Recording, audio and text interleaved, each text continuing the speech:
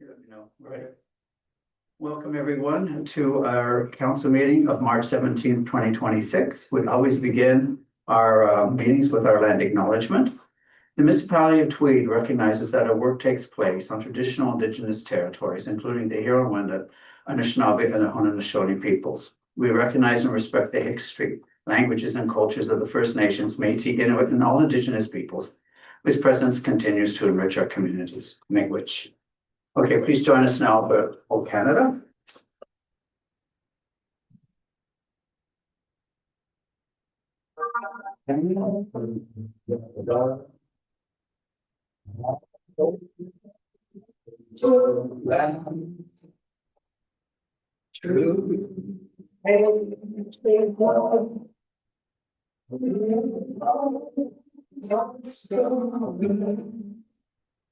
With going hearts we sing, many hearts, our true hearts strong and free.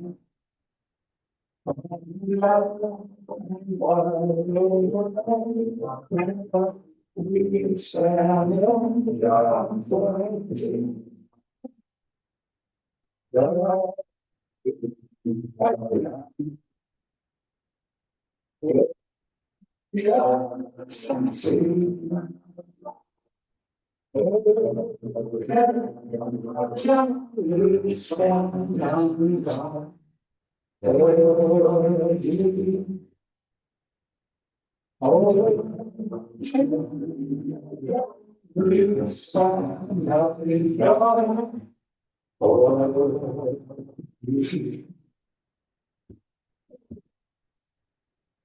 Thank you, everyone. Can I have a mover and a seconder for the approval of today's agenda, please? Thank you, Councilor Valiquette. Thank you, Deputy Mayor Demarche. Any questions on said agenda? Seeing none, all in favor? Are there any disclosures of pecuniary interest? Seeing none, could I have a mover and a seconder for the adoption of the minutes from our February 24th, 2026 meeting? Please? Thank you, Councilor Palmetier. Thank you, Councilor Valiquette. Any questions on said minutes? Seeing none. Be it resolved that minutes of the February 24, 2026 regular council meeting be adopted as presented. All in favor? Yep. My mayor's remarks. A little long again. Lots have happened since our last meeting. First of all, happy St. Patrick's Day to all the lads, lassies, and leprechauns. It is that one day other nationalities and cultures are green with envy. I do have Irish roots, and they come from my mother. She was a Brennan. Congratulations to Tweed and Company Theatre for once again being named one of the top 100 festivals in Ontario. In fact, they have now won this award 4 times in a row and 5 times overall. They were also runner-ups for Best Festival and Event in their budget category. No small feat when you are up against the big guns. Go Oil Kings, go! What a year as the Oil Kings hit into the league finals. A thrilling comeback over Smith Falls Rideaus, followed by winning 3 in a row against the Deseronto Bulldogs to take the Western Conference Championship. Off to the finals. By the way, I think Deseronto made up Mayor Dan Johnson looks great in green and yellow. Did we get a picture of that yet? We will. Okay. On February 25th, I attended the Food for All Committee. On the 26th, I convened an emergency preparedness committee to begin preparing for a potential spring flood due to the significant amount of snow accumulated this winter. Councilor Valiquette attended as an observer. That evening, I attended Councilor Valiquette's Peeps Who Care, an initiative to support local causes. On March 3rd, I was honored to speak on food insecurity at an event hosted by the Tweed and Area Horticulture Society. The guest speaker was radio and television personality Carson Arthur, who hails from Prince Edward County. It was also wonderful to see Councillor Fleeler in attendance. More on that evening later in my remarks. On March 5th, I attended the Alto High-Speed Train Information Open House hosted in Madoc Township. I will speak more on this topic after Councilor Valiquette tables his motion. I've written pretty much an article that I will read from, and it will be submitted as part of my mayor's remarks. and submitted to Tweed News. Following the Alto meeting, CAO Diskey and I met with MP Parisi to thank him for his support and to revisit how we move forward. I reaffirmed our appreciation for the $820,000 from the Housing Infrastructure Program, Health and Safety Water Stream, noting how important that investment is to our community. I will report further on that meeting towards the end of my remarks. On the evening of the 5th, I attended both the Kiwanis executive meeting and the general meeting. On March 9th, Deputy Mayor Demarche and I attended the Municipal Hamlet meeting along with CAO Diskey, Treasurer Laprade, and Economic Development Officer Chow. Councillor Palmetier attended as an observer. Councillor Freeler, although wanting to attend as an observer, had to decline due to internet issues. On the 10th, Deputy Mayor Demarche, Councillor Freeler, and I brought treats to several local care-based organizations as part of the Random Acts of Kindness Week under the theme, Kindness When You Least Expect It. This heartwarming and creative initiative was the brainchild of Cindy Chow and Brittany Bachelier Casubo. On March 11th, I attended the Hastings County Community and Human Services Committee. On the 13th, I listened in on the Quinte Conservation Flood Update. Later that day, I met with Jamie Lee Osmond, Community and Human Services Committee, Community and Human Services Director, to discuss social support for those struggling in our community. On March 16th, I met with Graham Kopstek, the Executive Director for Trennville Community Futures. Trennville also supports the Small Business Center. We talked about the importance of the Soroli Enterprise Facilitation Program and the need for it to be resurrected in Hastings County. This morning, I chaired the Planning and Development Committee and later participated in the County Finance, Property and Personnel meeting. Council will meet this Thursday with department heads to put the final touches on our 2026 budget. Returning to the Horticultural Society event, guest speaker Carson Arthur did not charge for this presentation, asking only that donations be made to our local food bank. His presentation focused on food insecurity, the importance of growing food, and there were well over 100 people in attendance. I spoke about the impacts of climate change locally and how food insecurity represents a growing threat to our community, with 25% of the youth in both schools identified as food insecure and 50% of our local food bank users being seniors. In 2023, I started the Food for All program in the hope of identifying solutions to address food insecurity.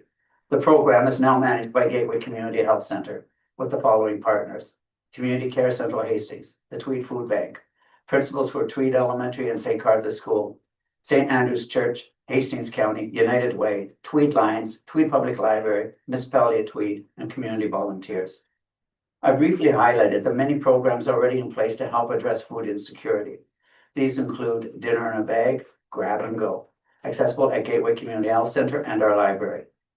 Gateway's once-a-week summer breakfast program, Gateway youth cooking classes, the St. Andrew's Salvation Army Monday lunch program, the McCammon Friday soup sandwich and dessert program, Community Care Central Hastings Community Dinners to Go, the Good Food Box, St. Mary's of Egypt providing fresh vegetables throughout the growing season, St. Andrew's and Gateway Community Health Center Community Gardens, the Trudeau Park Community Cupboard, the Foundation's Youth Center program to feed youth, and our local schools seedling program.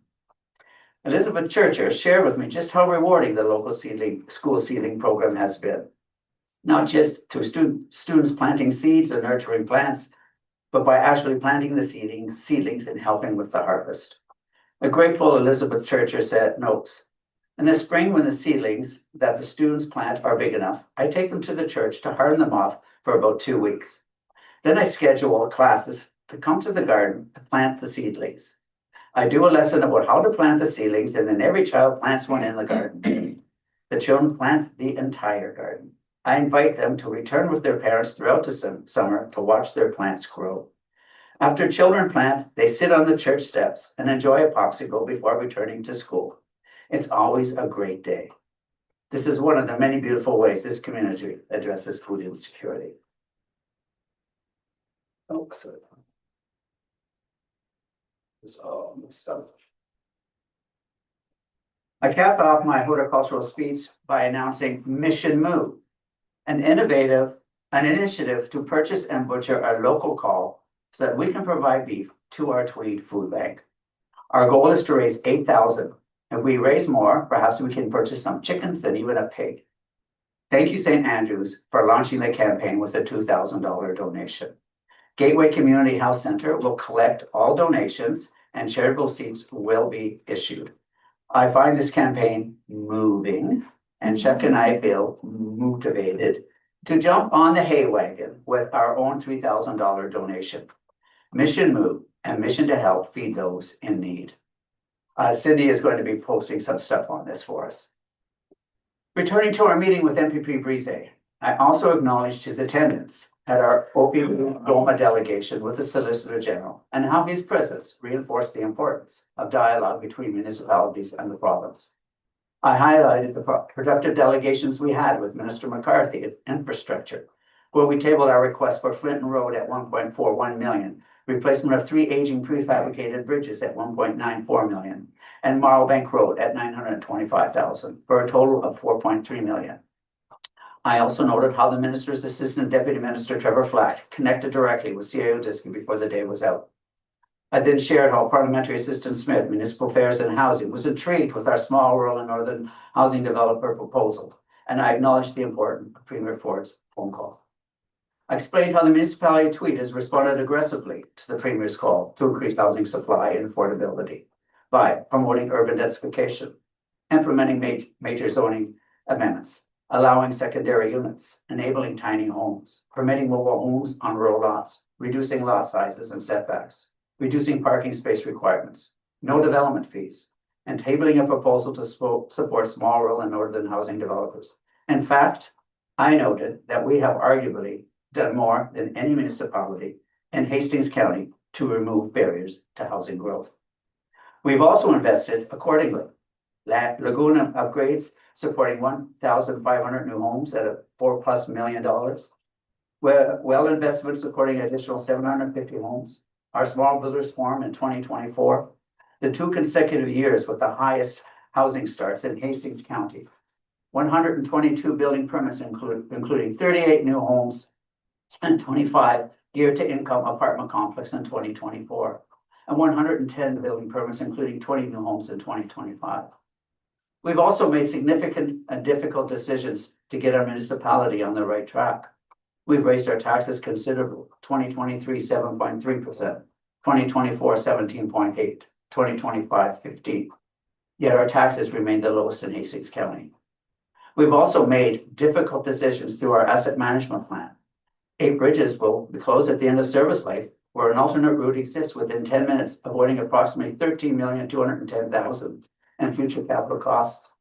Prefabricated bridge solutions have been adopted where feasible, reducing replacement costs from $1 to $5 million to approximately $700,000 to $3 million per bridge. The installation of the prefabricated Queensboro Bridge alone is expected to save $800,000. In short, we have done everything the province has asked. I noted that we have the largest population in Hastings County, the 2nd largest by landmass, and boasts the most housing starts in the county. We have the most bridges and lane kilometers in the county, including more bridges than Belleville. And we have tabled more proposals on how governments can partner with rural municipalities than any other community in the county.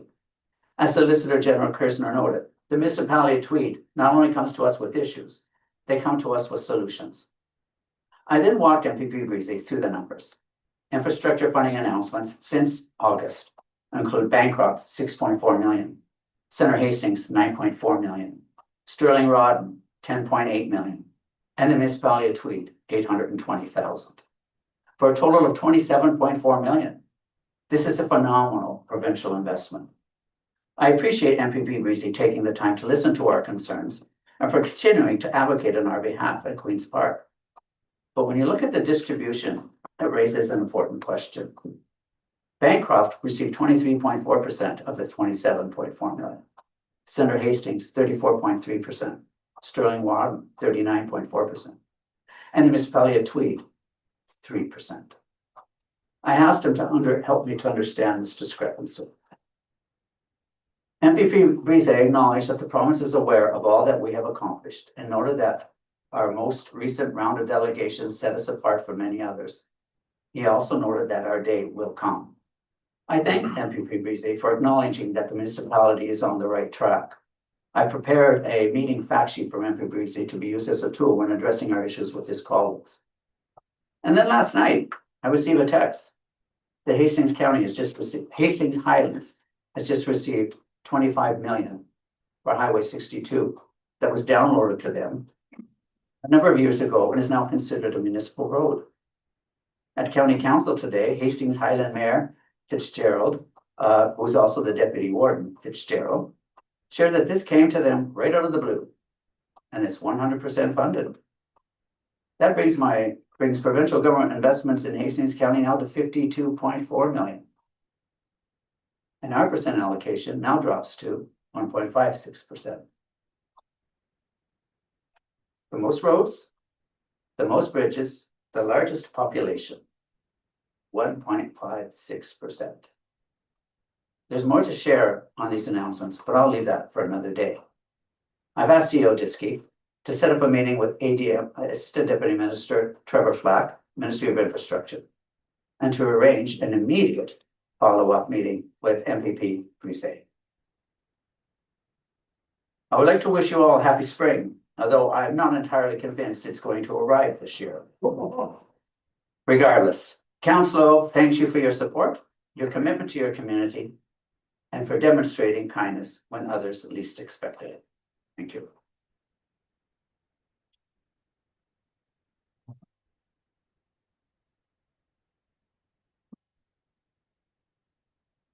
Notice of motions. We have 4 notices of motions today. The first notice of motion is a notice of motion being tabled by Councillor Valiquette. He will be the mover of the motion. Can I have a seconder of the motion, please? Thank you, Deputy Mayor Marsh. What I'm going to do is I always have council members read their own motions, so I'm turning this over to you, Councillor Valiquette, if you could walk us through your motion, please. Thank you, Mr. Mayor. So I will just read this for everybody's consumption.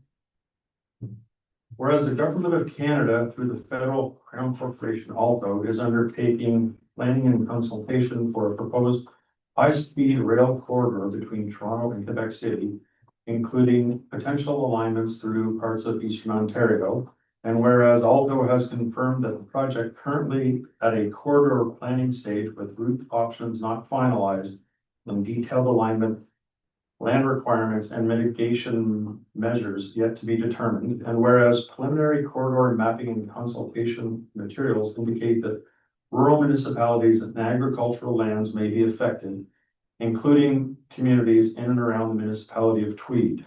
And whereas to date, the municipality of Tweed has not received sufficient project-specific information regarding the exact or potential routing through or near the municipality, impacts to municipal infrastructure, farmland, natural heritage, and property owners, noise, vibration, safety, and emergency access considerations, requirement for land acquisition or expropriation, potential costs, liabilities, or obligations to the municipality, or measurable local benefits such as station access or economic development.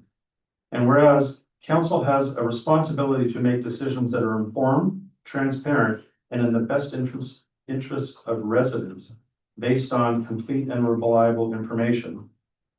Now, therefore, be it resolved that Council of the Municipality of Tweed does not support the proposed high-speed rail project through or affecting the municipality of Tweed at this time. And further, this position shall not be interpreted as opposition to high-speed rail in principle, but rather as a request for meaningful consultation and detailed information specific to the municipality of Tweed.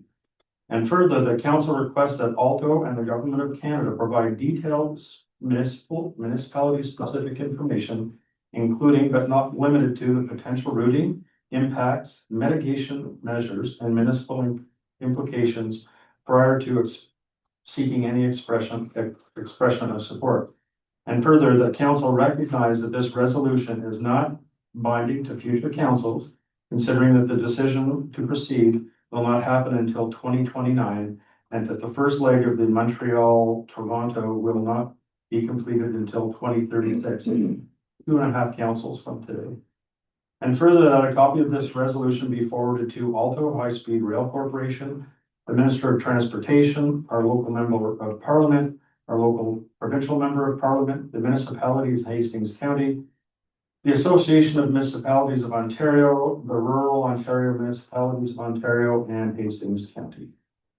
Thank you, Your Worship. Thank you. I have something, if I may, that I'd like to read on this. First of all, this also was tabled at county council today, and there was a motion put forth similar to yours in opposition, and it will be addressed at our county council meeting next week. Why? Because a number of our councils are all meeting, well, there's 3 meeting tonight, and then 1 is meeting tomorrow on this very topic as well. I've called my little summary here, Shaping Canada's Future with a High-Speed Train, bringing cities closer together while leaving rural communities further apart. And if you look at their tagline, this is something completely different. The federal government has embarked on what it describes as a nation-building project, a high-speed rail corridor stretching roughly 1,000 kilometers between Toronto and Quebec City. The service would move at speeds approaching 300 kilometers per hour and connect Toronto to Peterborough, Ottawa, Montreal, Laval, Trois-Rivières, and Quebec City. To oversee the project, the federal government created a new crown corporation known as Alto. If approved, the project would unfold over decades. Alto anticipates receiving final approval by 2029, with the first segment between Montreal and Ottawa completed by 2037, and the entire corridor operational by 2046. Current estimates place the cost somewhere between $60 to $90 billion. The physical footprint of this project is substantial. The rail corridor itself may be enclosed by fencing as high as 10 feet and require a right-of-way approaching 200 feet in width. At this stage, communities are being told that the potential route sits within a 10-kilometer planning buffer until a final route is determined. Originally, the Ontario portion of the line was expected to follow a northern approach between Ottawa and Toronto. More recently, a southern alternative has been introduced after Kingston's Member of Parliament insisted that Kingston be included as a stop along the corridor. In response, Kingston municipal officials have indicated that they will support a southern route if their community has a station. If not, they want the northern route. In an effort to gauge public sentiment, Alto has been hosting information sessions across the region along with online consultation. I attended the March 5th session in Madoc Township, as did Deputy Mayor DeMarche and Councillor CIO Diski. And did you go, Jim? No, I was gonna. Okay. Yes, there is one Sterling on March 25th. The presentation itself is highly professional and has emphasized the benefits of the project. These include reduced greenhouse gas emissions compared with air and automobile travel, shorter travel times between major cities, and reduced congestion at airports and on highways. Alto representatives also highlighted potential tourism growth, projecting as much as $800 million annually in additional tourism revenue. They estimate approximately 51,000 construction jobs during the building phase and thousands more once the system becomes operational.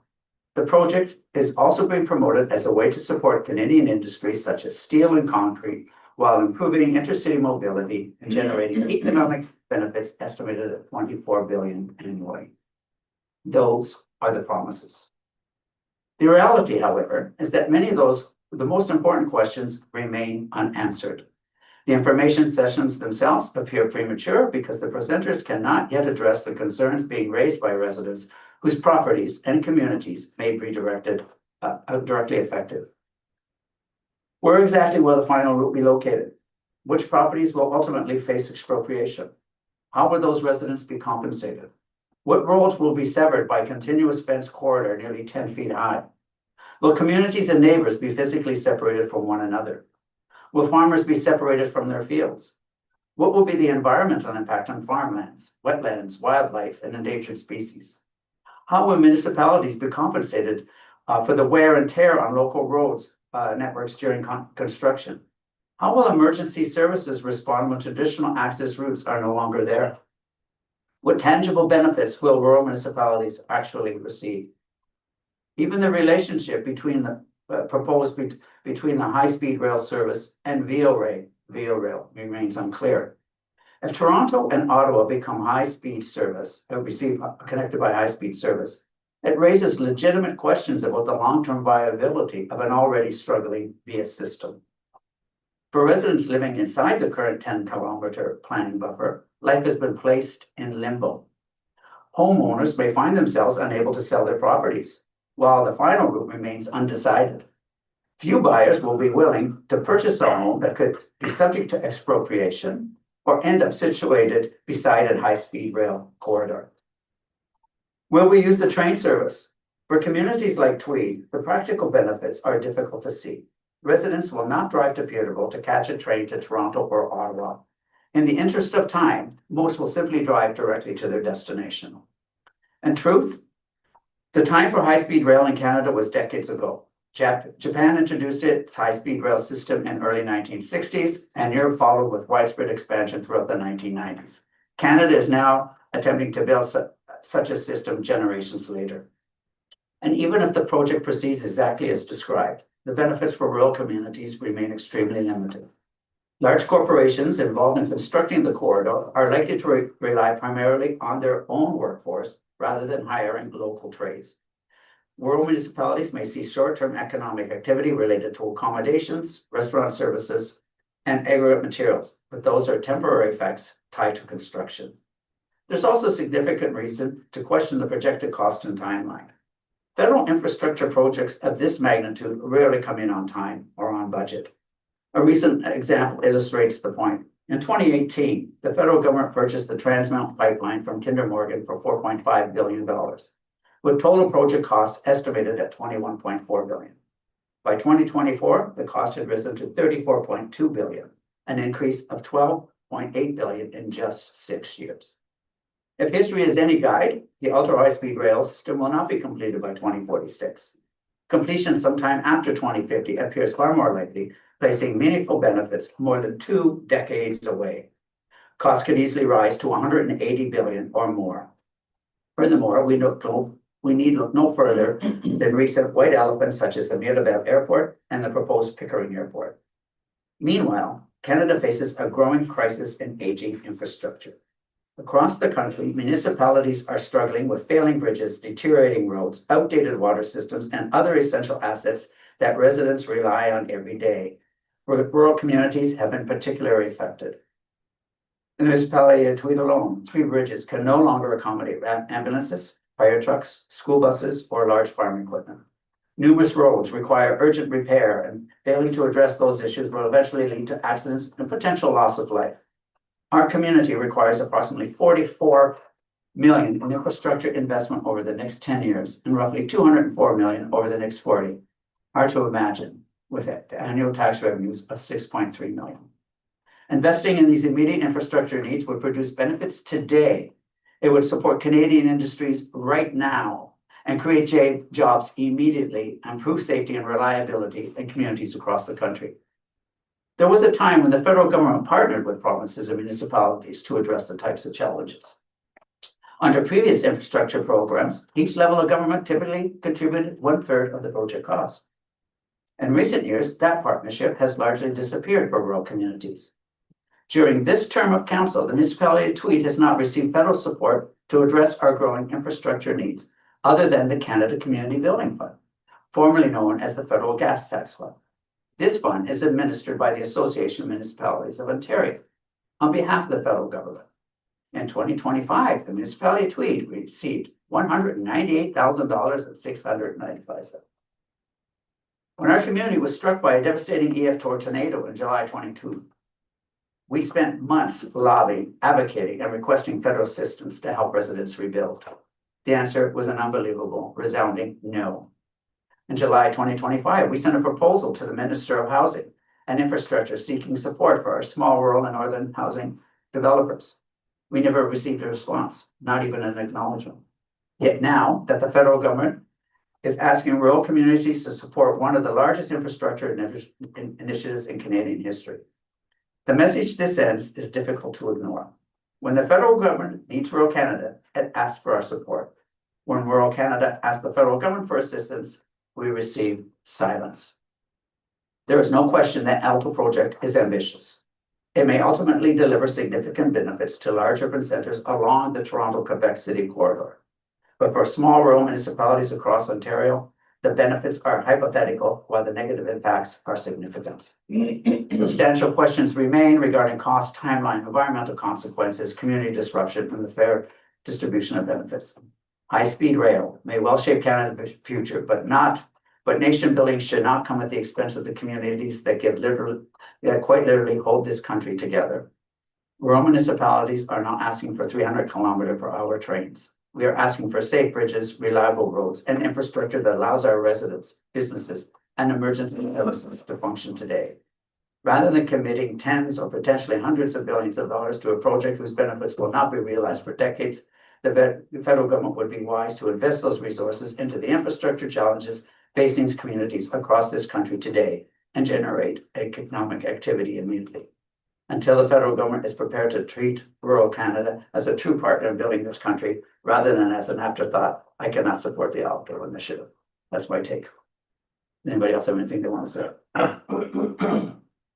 Yes, Councilor Flair.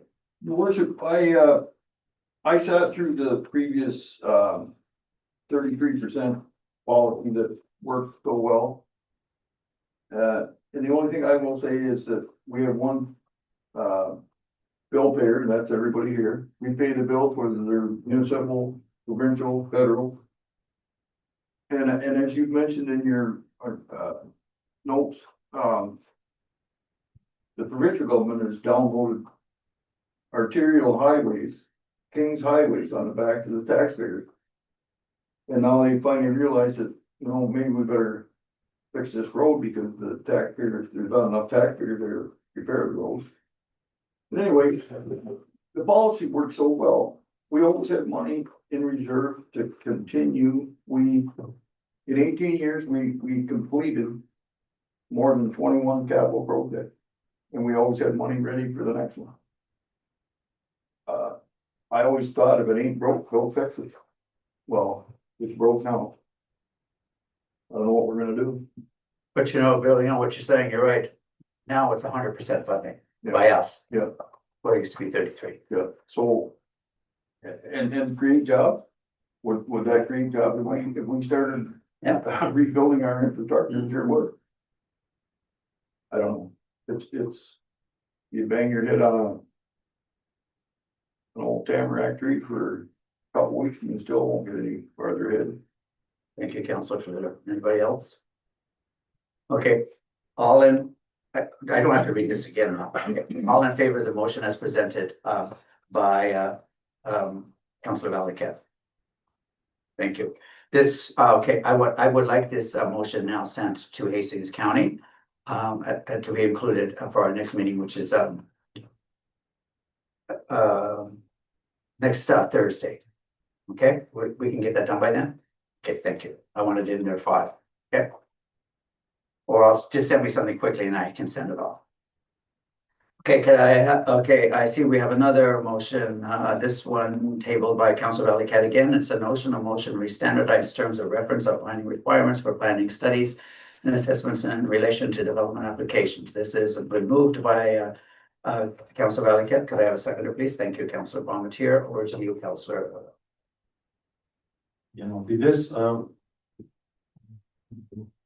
Whereas developers, builders in the county of Hastings have at times been asked to undertake planning studies, assessments by upper tier, lower tier, or circulatory agencies, only to receive subsequent requests for additional studies or information that was not initially specified in the request.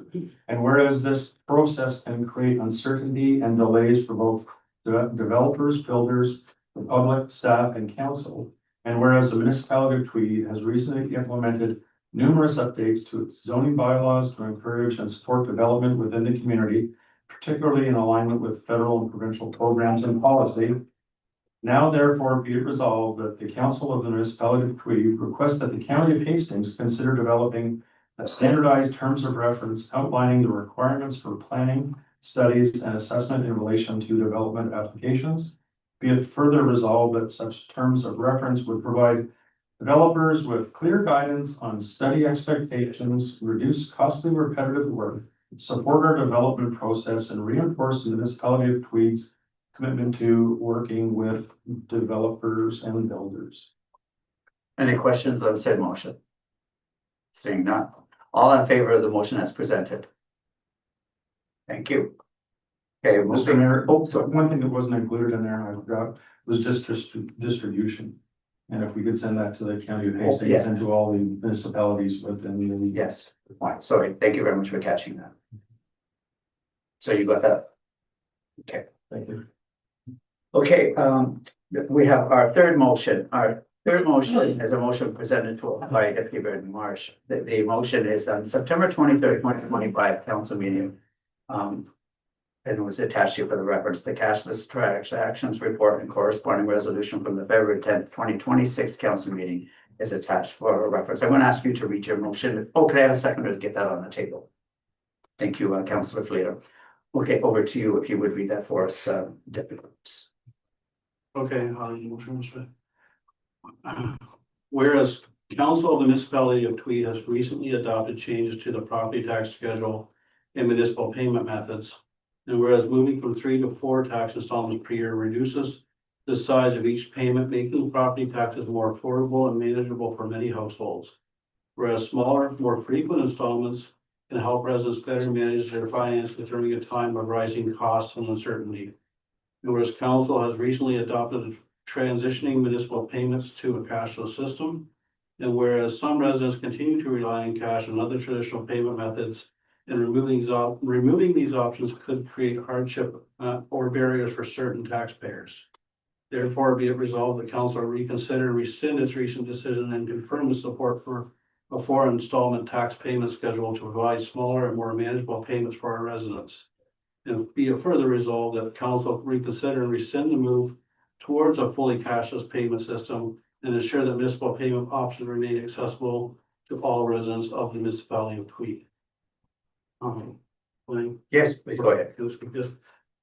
Mayor, I've had some very, let's say, emotional conversations with numerous residents and some passionate cries. And some of them were very hard for me to listen to. But I'm just gonna I wrote some of my thoughts down as they came up, and I'm just gonna read it as I wrote it. Council, I'm bringing this motion forward today because there are so many people we serve that are struggling every day just to make ends meet and to put food on the table. For many in our community, things have simply became harder. Groceries cost more, heating costs more, fuel costs more, and for some, a smaller bill instead of a larger one can make all the difference. It doesn't change what people owe, but it can make it more manageable for those residents already struggling. It's a change that will mean so much to our seniors on a fixed income, our young families, and to any family already enduring hardship or food insecurity. It's a similar situation when we talk about moving to a fully cashless payment system. While many of us are comfortable paying online or electronically, not everyone is. Some residents still rely on cash as a way of paying their bills. For some, that's how they budget and they're comfortable with. By removing cash payments, we risk creating barriers for people already facing challenges our hamlet groups and various other departments unintentionally. At the end of the day, our job isn't just to balance budgets, it's the people behind them, to show compassion to their situation and the challenges faced by so many in our municipality. Thank you very much. I have something I'd like to read too that I prepared on this. I contacted Jamie Lynn Osmond, Community and Human Services Director for Hastings County, to discuss what social supports are currently in place to assist residents, whether they own their own home or are renters. I want to note that I am grateful that Hastings County has a robust range of programs designed to help support our most vulnerable residents. Like my fellow councillors, I'm deeply concerned about the continued impacts of inflation, food costs that remain high, and gas prices that continue to fluctuate. Everyone at this table worries about the well-being of our residents. That concern is precisely why we work closely with Hastings County to ensure residents can access available supports when needed, and why initiatives such as our Food for All program exist to help ensure that everyone in our community has food in their belly. However, social supports that address the magnitude of what residents are experiencing today must ultimately come from the federal and provincial governments, not from small rural municipalities that are already operating on extremely tight margins. Over the past several years, council has had to make some very difficult decisions to get our municipality back on track financially. We continue to look at ways to improve our operations and address cash flow challenges. One of those decisions was to move from a 4 tax billing cycle to a 3 tax billing cycle. Under the previous system, we found ourselves cash strapped later in the year. In several instances, we did not have sufficient funds available at the time they were required to meet our financial commitments. County and provincial education levies remained unpaid. OPP payments and other obligations had to be deferred. Borrowing against our line of credit results in interest payments, and late payments can also incur penalties. It's important to understand that this was not because the municipality did not have the money. The issue was that we could not access those funds at the time we needed them. And for residents who struggle with this change, we absolutely want to help connect you with the supports that exist. But council must also ensure that the municipality remains financially stable for all residents of Tweed. And I want to be clear on one point: caring about the financial stability of the municipality and caring about the well-being of our residents are not competing priorities. They are both essential responsibilities of this council. Council cannot lose its sight of its obligation to ensure the financial stability of the municipality as a whole. Inflation has significantly impacted municipal operations as well. While Canadians experienced inflation of roughly 8% following COVID, municipalities experienced increases closest to 30% in many sectors. For example, our fire truck that cost approximately $450,000 in 2019 now costs roughly $1.1 million. These realities affect every municipality in Ontario, including the municipality of Tweed. Our responsibility as a council is to care for the well-being of our residents, while also protecting the long-term stability of the municipality we all depend on. For residents who may be struggling, I prepared a table highlighting some of the programs that currently exist to provide support, which was approved by Hastings County yesterday. In addition, we will ensure that this information is readily available through all schools, the municipal office, the Tweed Public Library, Gateway Community Health Centre, the Tweed Food Bank, and Community Care for Central Hastings. Furthermore, I have been advised by Director Osmond that they will be providing in-person outreach services at Gateway Community Health Centre as a local access point and connection for residents. More details about this initiative will be forthcoming once the details are finalized. I have the sheet. I'll make sure everybody gets it. I'll just talk about I spent my weekend on preparing this. There's Ontario Works for emergency and discretionary benefits, but you don't have to be on Ontario Works to get that. Casework support through referral and navigation services. Hastings County Tax Relief Program for low-income seniors and low-income disabled persons. Ontario Energy and Property Tax Credit. Exemption for seniors and persons with a disability and impact program. Seniors Care at Home Tax Credit. Senior Homeowners Property Tax Grant. Seniors Public Transit Tax Grant. Central Hastings Support Network Transit Services. And our municipality of Tweed Food for All program. These are some of the things that we will make sure that everybody is well aware of that will help them through these difficult times. Anybody else have anything they want to say? Yes, please go ahead. Through your worship, just to clarify, our current breakdown of the tax installment, is it a third plus the increase at this time? The increase doesn't come till later. Yes, but a third would be your summer, a third would be your fall, and then your increase would be your third, or would be the other way. You're Ferguson. Where's she there? Okay, Cindy. Okay, I didn't see her. It's there. Okay, Cindy, over to you. So the very first tax installment that happens, I think it comes out in March, it's 50% of the prior year's tax billing, because we don't know at that point, we don't know what the new tax is. So it's 50% initially, And then the next installment is the next 50%, but it captures the increase in the tax, and then that's split into two. So they're actually 25%, 25, 25, 25, 25, except for the last 50% includes any tax rate increases. Okay, and the reason that we kind of front load that is just in case of an increase? No, so the issue was that the very last payment is coming in November, at November 30th, which is very late in the year. For most municipalities bring in their taxes before that time period.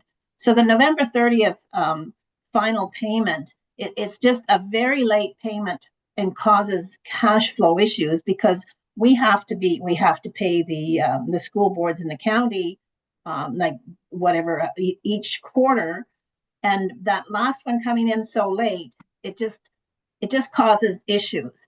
The other thing too is that by going to only 3 installments, we're saving some dollars in staff time as well. So there's a lot of municipalities out there that only have 2 installments. But the whole thing is, though, you can solve all of that by going into pre-authorized payments, and you can pay them 12 just monthly installments, 12 months over the year. Then you don't have to, then it's evenly spread out, and that's actually the best way for people to pay their taxes.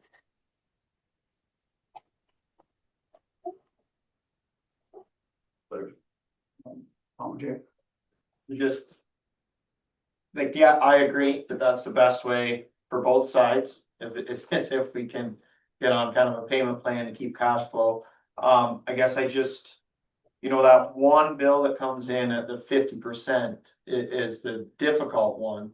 And I just didn't know if there was a way to even out the 3 installments more. I mean, there's always things that can be done. If council chooses to go with 4 payments, the very last one, we wouldn't want it any later than the end of October. The only thing is, in October, you also have people have their water bills, so that have water and taxes at the same time. So we just don't want to go to November or December in that final payment.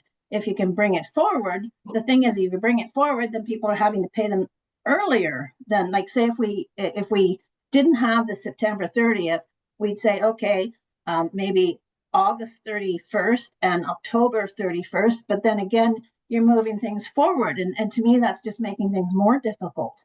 But I really, I'm kind of pushing the pre-authorized payment, because that deals with it all, and then it evenly spreads it out, and you don't have to worry about paying your taxes. They're just a done deal, and it's 1/12 every month. It will increase on the last half, your last final 6 payments, because of that increase, if there's an increase in the tax rate.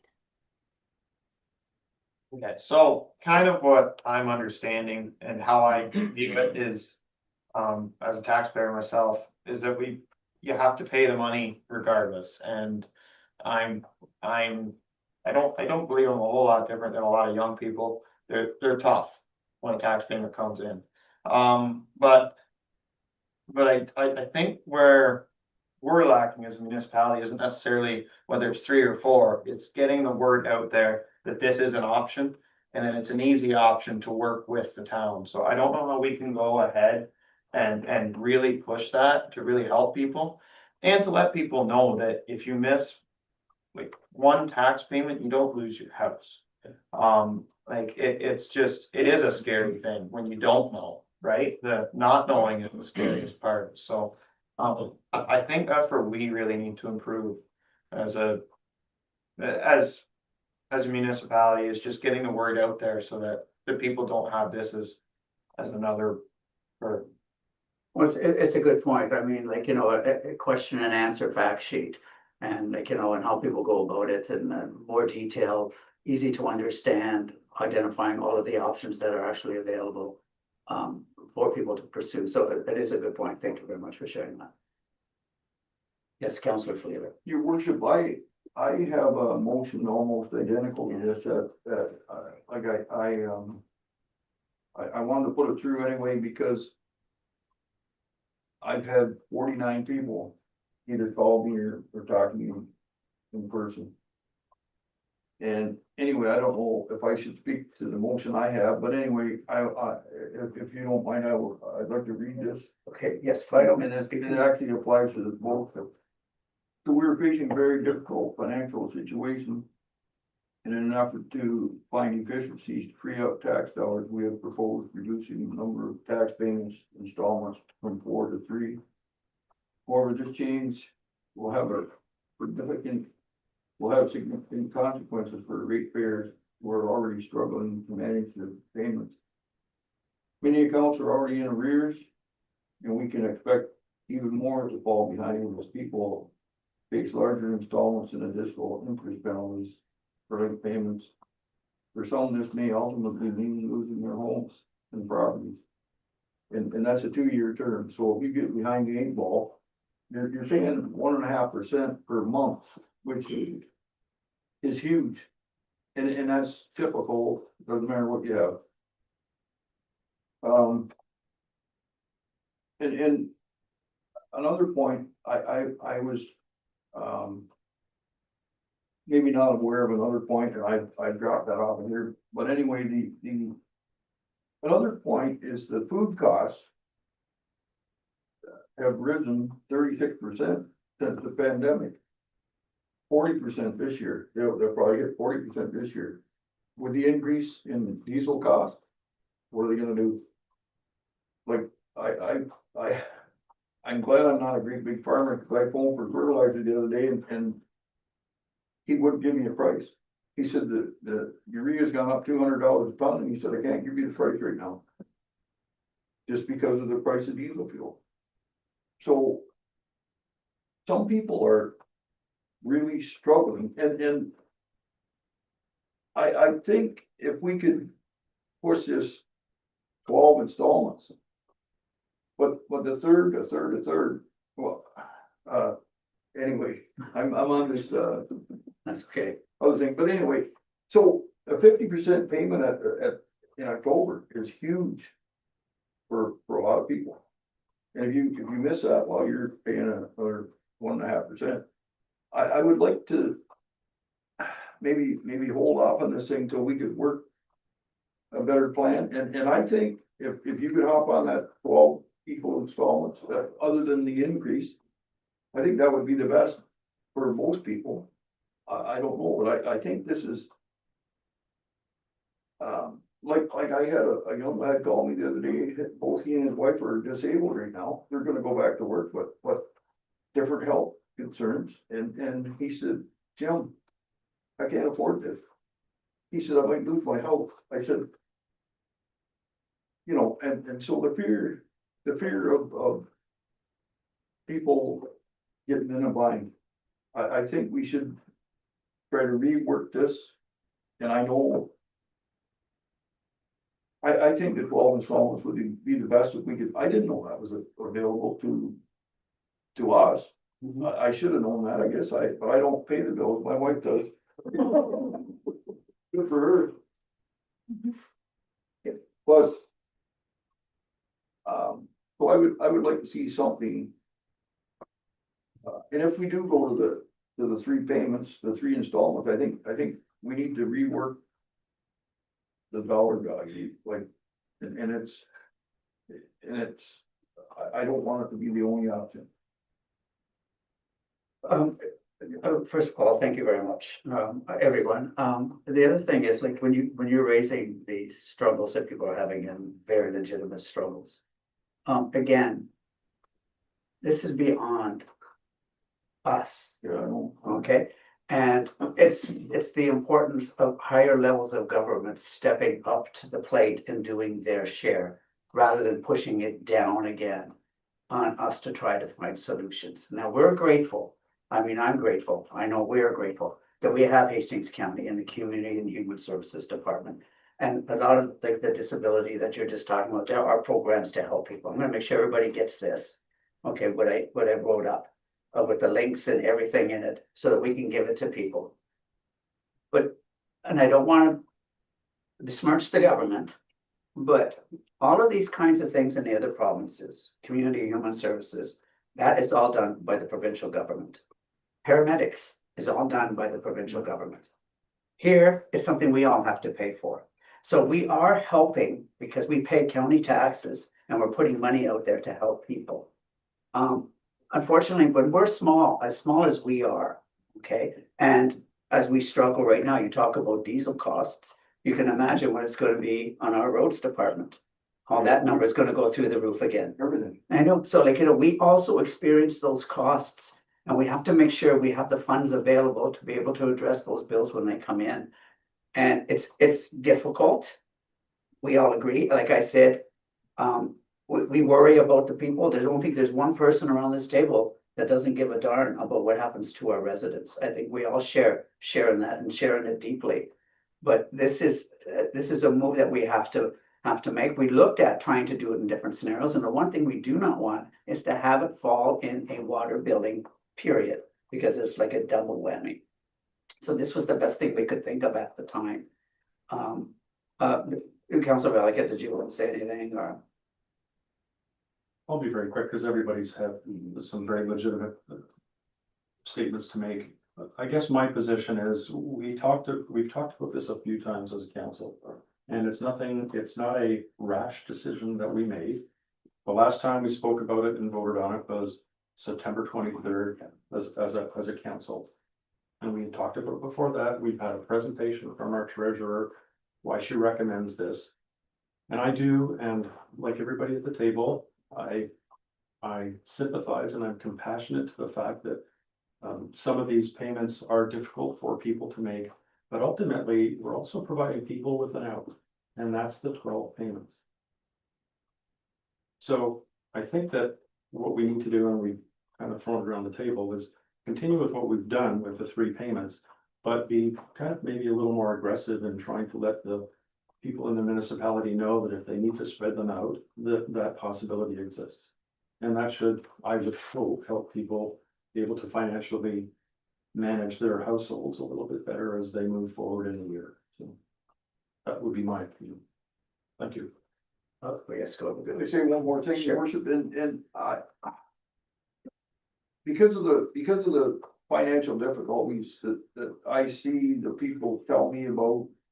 Could we maybe, if people can do the 3rd payment, that's fine. If they can't, could they stretch it into the 4 without a penalty? I know that's kind of hard to.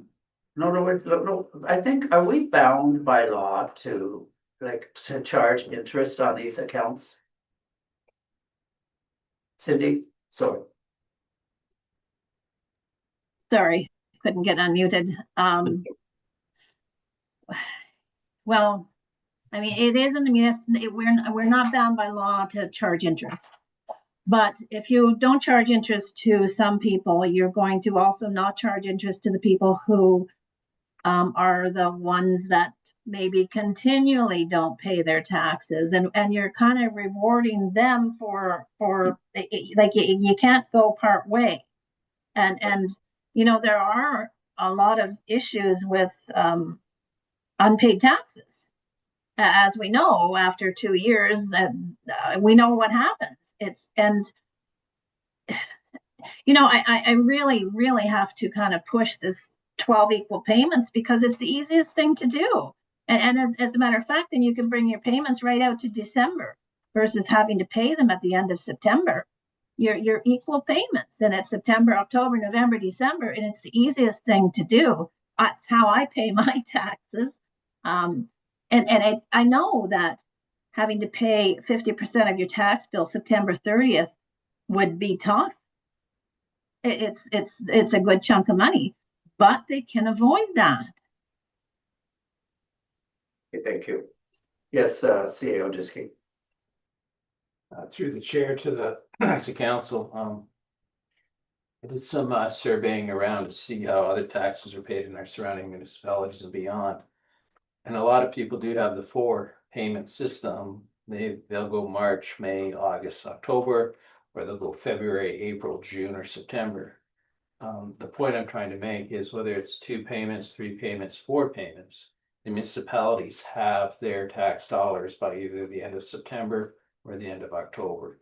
So whether you pay 2, the first installment in 2, and then the last one in the 1 installment, you're still doing it over the same time period. So it's a little bit about budgeting and, you know, whether you pay one in August and October or the last 2 in June or September, the final payments are getting in by the end of September or October. So it's a little bit about, I guess, discipline or budgeting your money, you know, at the end of the day, still the tax amount is being paid by either the end of September or October. Okay, thank you. Okay, yes, you have one more time. We each can talk to it twice, so go. I just was listening to some of the comments and I think Councillor Belacat and I are the only two that pay water bills sitting here and, you know, a $300 water bill is a given. I think there's a way that we can help our cash flow and still get our 4 payments in, like kind of like what the CEO was alluding to. And that could be kind of adjusting the payment due dates. I gotta be honest, I mean, there's a lot of people out there that are like Councillor Peters that's struggling that you would never know. And are, how do you say, I don't know what the word is, very emotionally invested to the point where they, I guess if you get a $300 bill or a $600 bill, $300 looks like you got a hill you can climb, where the $600 bill is you can't. Now, the things I look at is when we talk about, you know, we have a lot of overdue accounts already.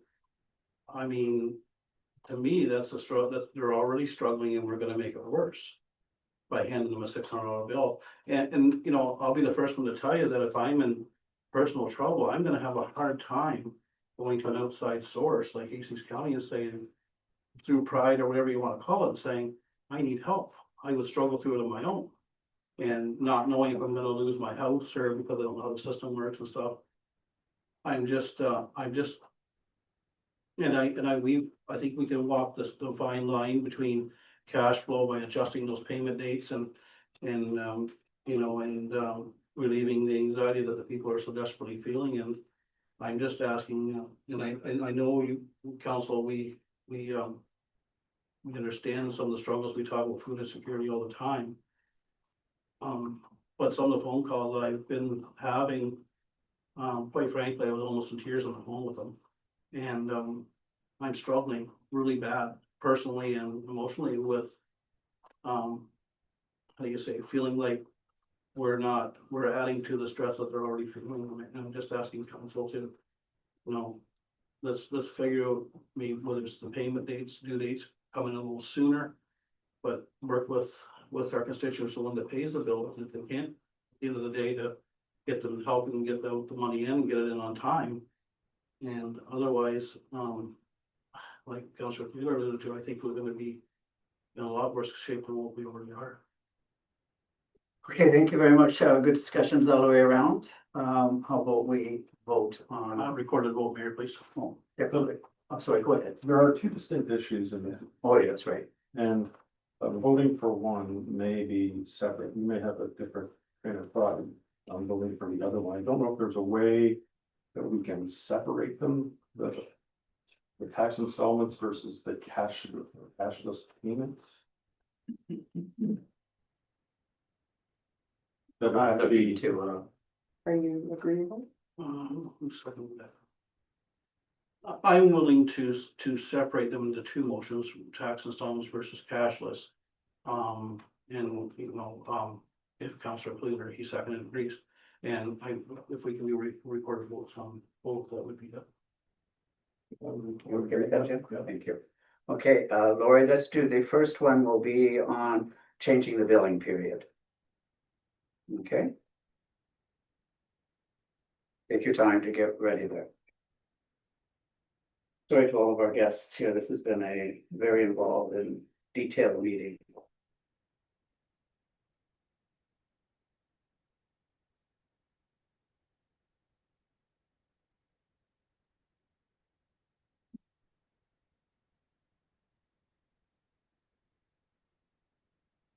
So the first resolution will,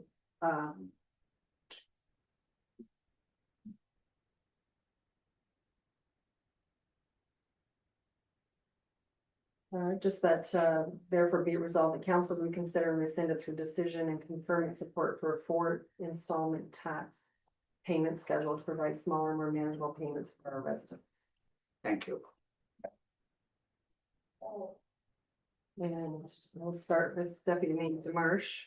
How do you vote? In favor. Councillor Palmetier, how do you vote? Against. Councillor Fleeler, how do you vote? Favor? Councillor Valakat, how do you vote? Against. Mayor DeGenova, how do you vote? Against. Motion's defeated by a 3-2 vote. One moment. That's okay. Take your time. Discussion now. While I do this, do you want to have a discussion regarding the cash list? We only really talked about the 4 payment schedule, or are you ready just to vote? Like, if I speak to it? Totally. Totally. Mr. Mayor, so, as we talked about, some of it came up in the Hamlet meeting, some of the problems we're gonna have with the cash system when it comes to some of the programming leaving as far as to the arena. And, a lot of our older generation simply don't have debit cards and don't know how to use them, and they're really perplexed on how they're going to proceed. I know it took me forever to teach my dad how to use a debit card, now I wish I had them. But, I mean, but there's still a lot of people that pay by cash, and I think that in time, we will end up being cashless to a high degree, once the older generation, how do you say, is not part of our tax system. But at this point in time, it's really placing a high degree of anxiety on them, that's who I feel bad for. Thank you. I will say, it was brought to my attention that I hadn't quite realized this, that when you get your tax bill, you just go to your bank, you don't even have to take out the money, you can just pay it there.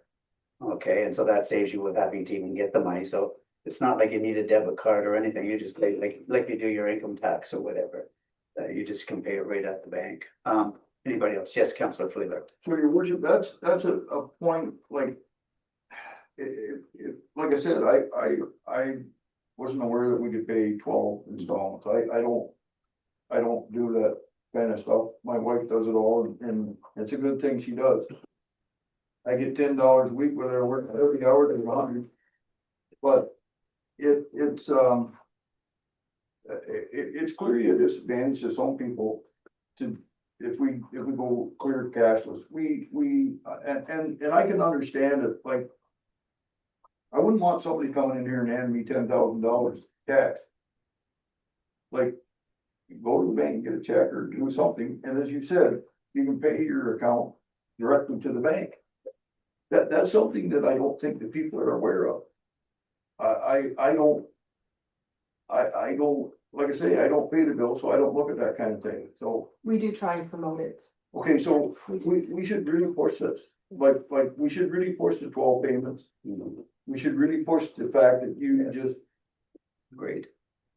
and I think that's how Christine does it, she goes, and pays it at the bank, I have no idea. But. To go, so if you come in to buy a burn permit or something like that. I don't carry a debit card. I do carry a credit card. But they don't take credit card, I don't carry check. So I guess I don't buy a burn permit, but I will. I already did. But for that little bit of money, can we put a limit on? Like if you come in and pay $500 cash, $400 cash, $1,000 cash, whatever. And I know that the thing is that at the end of the day, you have to reconcile all the transactions, you have this, it's quite a little detail as well. So I do agree that we should try to get away from that as much as we can, but I don't think we should go directly cashless. Cindy, Sorry. Yes. So yes, I have a few things to say. So going cash is some, I mean, people can still write a check, that they can still write a check of. What we're trying to get away from is that residents are coming in and paying their taxes with cash. And there's thousands of dollars that we're receiving that we shouldn't be receiving. Not in that way, because it puts a lot of risk as well.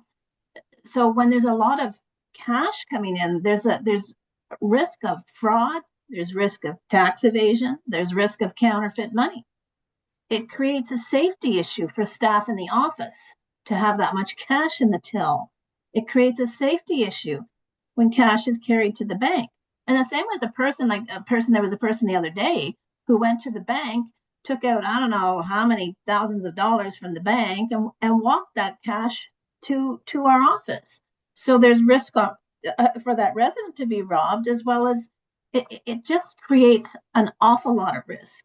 And I understand, like, if you don't really want to go cashless completely, I do agree that perhaps we could set a limit on it. My limit would be maximum payment $150. But we would no longer accept $50 bills or $100 bills. Apparently, we thought we were not accepting hundreds, but we are. So we should no longer accept 50s or 100s because there's a lot of counterfeit money going around. So, I mean, if council decides they want to keep some cash, I mean, I can see doing that and setting a smaller limit and not accepting large bills to try and get people to stop paying the property taxes with cash. thank you, Vincent. It's a good point. I'm not sure if people are aware that there's been quite a bit of counterfeit money in Tweed. As of late, hundreds, yeah, well, you got it too? Happening. Oh, Anthony, I thought you said you got it. So like, you know, I understand we should not be taking hundreds and fifties, but I mean, if council is prepared to say, like, you know, for the small transactions that you're talking about, Counselor Fleeler, like, you know, I'm proposing 150. Maybe that's something we could entertain. Yes, Councilor Bell. And not a bad idea, but the only flaw with that is if you have a significant amount of people come in and they're all paying $150, all of a sudden we have a significant amount of cash in the front office. And I agree 100% with, not only is it, staff are great. Temptation sometimes is a terrible thing.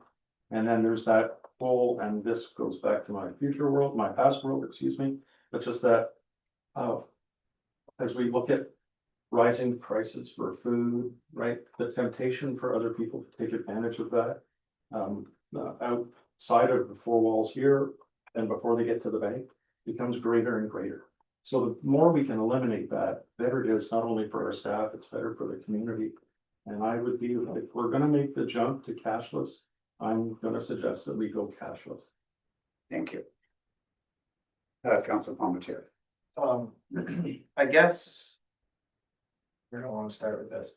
Like, I understand, I'm in an industry that's like, a lot of things are still paid by check and you don't see that very much anymore.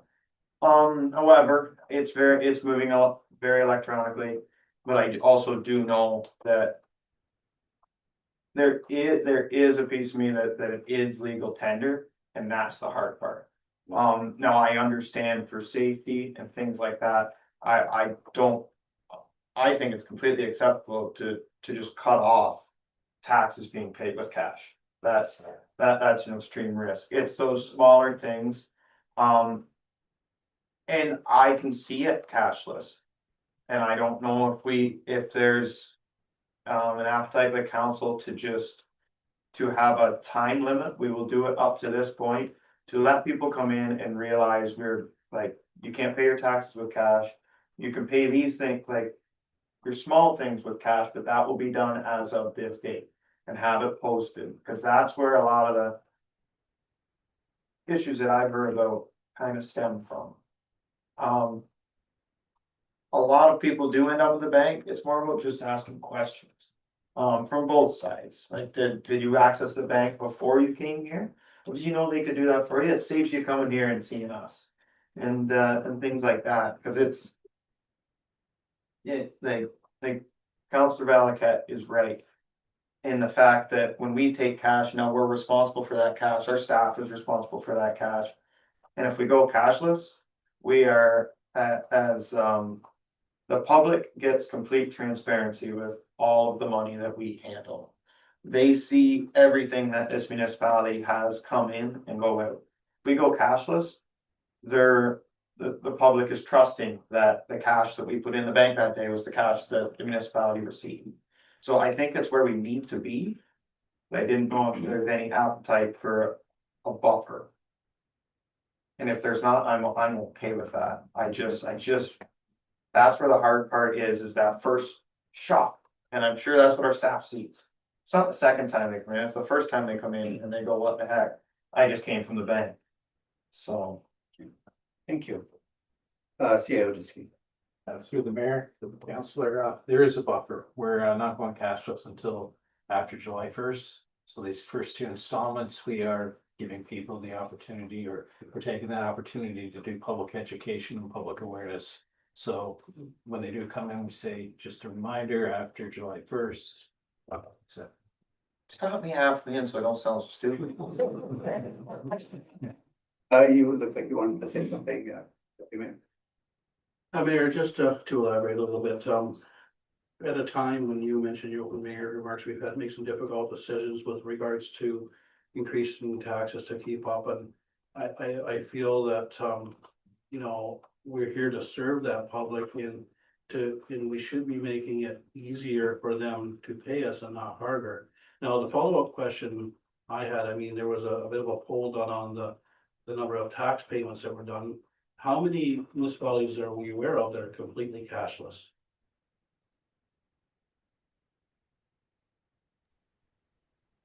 I don't have that information. I know Gananoque is cashless. I'm just, so a lot of them did that through COVID. When COVID was happening, they decided to go cashless and they stayed that way because of the germs that are brought in with money. But so, I mean, I could get that number, but I don't have it tonight. Thank you. One more time. Go ahead. So, your worship, I think Councillor Palmetier alluded to the fact that why would you go to the bank and get the money out and then come over here when we can, so there's a disconnect there. We need to fix that. We need to somehow, maybe our tax bill include that information in there, but I think if people knew they can, well, like I said, I should be more up to speed on this stuff, but I don't jingle the checklist in my pocket, so I don't know what happens. So, but I think we need to educate the people to try to leave the money at the bank and just change it from one account to the other. I think it's a good point. I mean, that you both, like you were raising it, and you said that when people are coming in now, we're making a point of letting them know that, you know, you can pay this rate at your bank. You don't have to come in here as they do that. So we have a little bit of a leeway before this policy comes into place. But you're right, education is key under all aspects of this. And I still wonder about your dog tag and your fire permit and that kind of stuff, like, I don't know. Just quickly, your worship, I know that BMO used to have a table to the side that had like pamphlets and flyers on it. Oh, yes. I don't know what's in CIBC does too, they do. I just didn't know if maybe the municipality could have a little, Little flyer. Did you know? Yeah. Just a little something right there that when you're waiting in line and see it and go, well, why would I go to the municipal? So, just a thought. Good point. Keep it on the arena door as well. Yeah, it's about getting it out everywhere. Okay, this is good discussion. Lori, can you read the motion? Okay, and there was also talk about putting a limit. Do we want to entertain the limit, or do we just want to go with the original motion? Or do we want to create a new motion after we vote on this motion? So I seconded that. Yes, you seconded. Well, I would like to see a limit on it if we could. And maybe $150 is all we need, really. Okay, now, are you prepared to change your motion to do that, or are you sticking with your motion and we come up with a new motion? Hadn't thought about that one.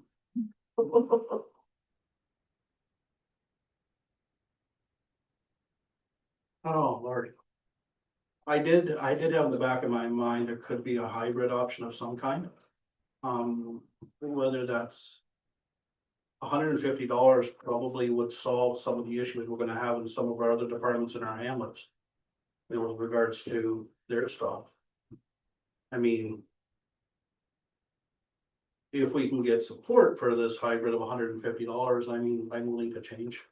Okay, so the motion has been changed for 100, you've got it in there, and seconded by Councillor McKenzie?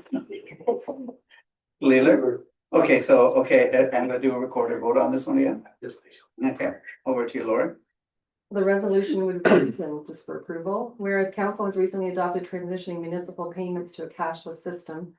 Whereas some residents continue to rely on cash and other traditional payment methods, and removing these options would create hardship or barriers for certain taxpayers. Be it resolved that council reconsider and rescind the move towards a fully cashless payment system and ensure that municipal payment options remain accessible to all residents of the municipality of Tweed. And then this is what I've added. And further, that council directs staff to continue to accept cash payments up to a maximum of $150, and that $100 bills no longer be accepted at any municipal, so I think it's 50s and 100s. 50s and I 100s. think, yes. Oh, I thought it was just- Cindy's shaking your head, yes.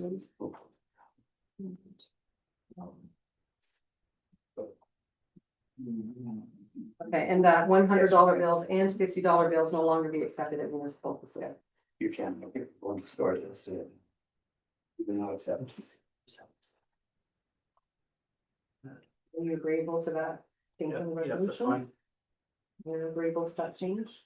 I would like you to read them, I'd like you to read it one more time. I'll just read the last paragraph of the whole thing. The whole thing. Whereas council has recently adopted transitioning municipal payments to a cashless system, and whereas some residents continue to rely on cash and other traditional payment methods, and removing those options would create a hardship or barriers for certain taxpayers.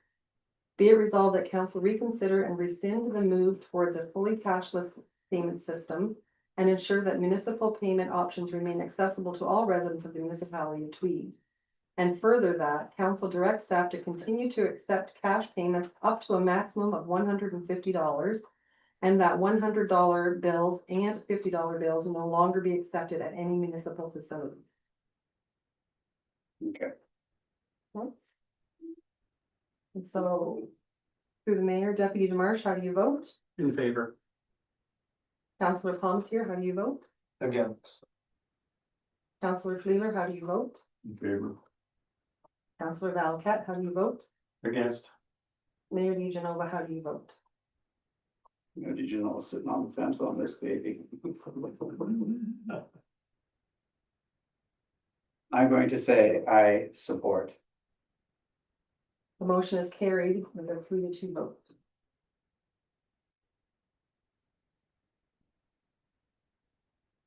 Are we gonna go ahead with your motion, or are you prepared to let it die?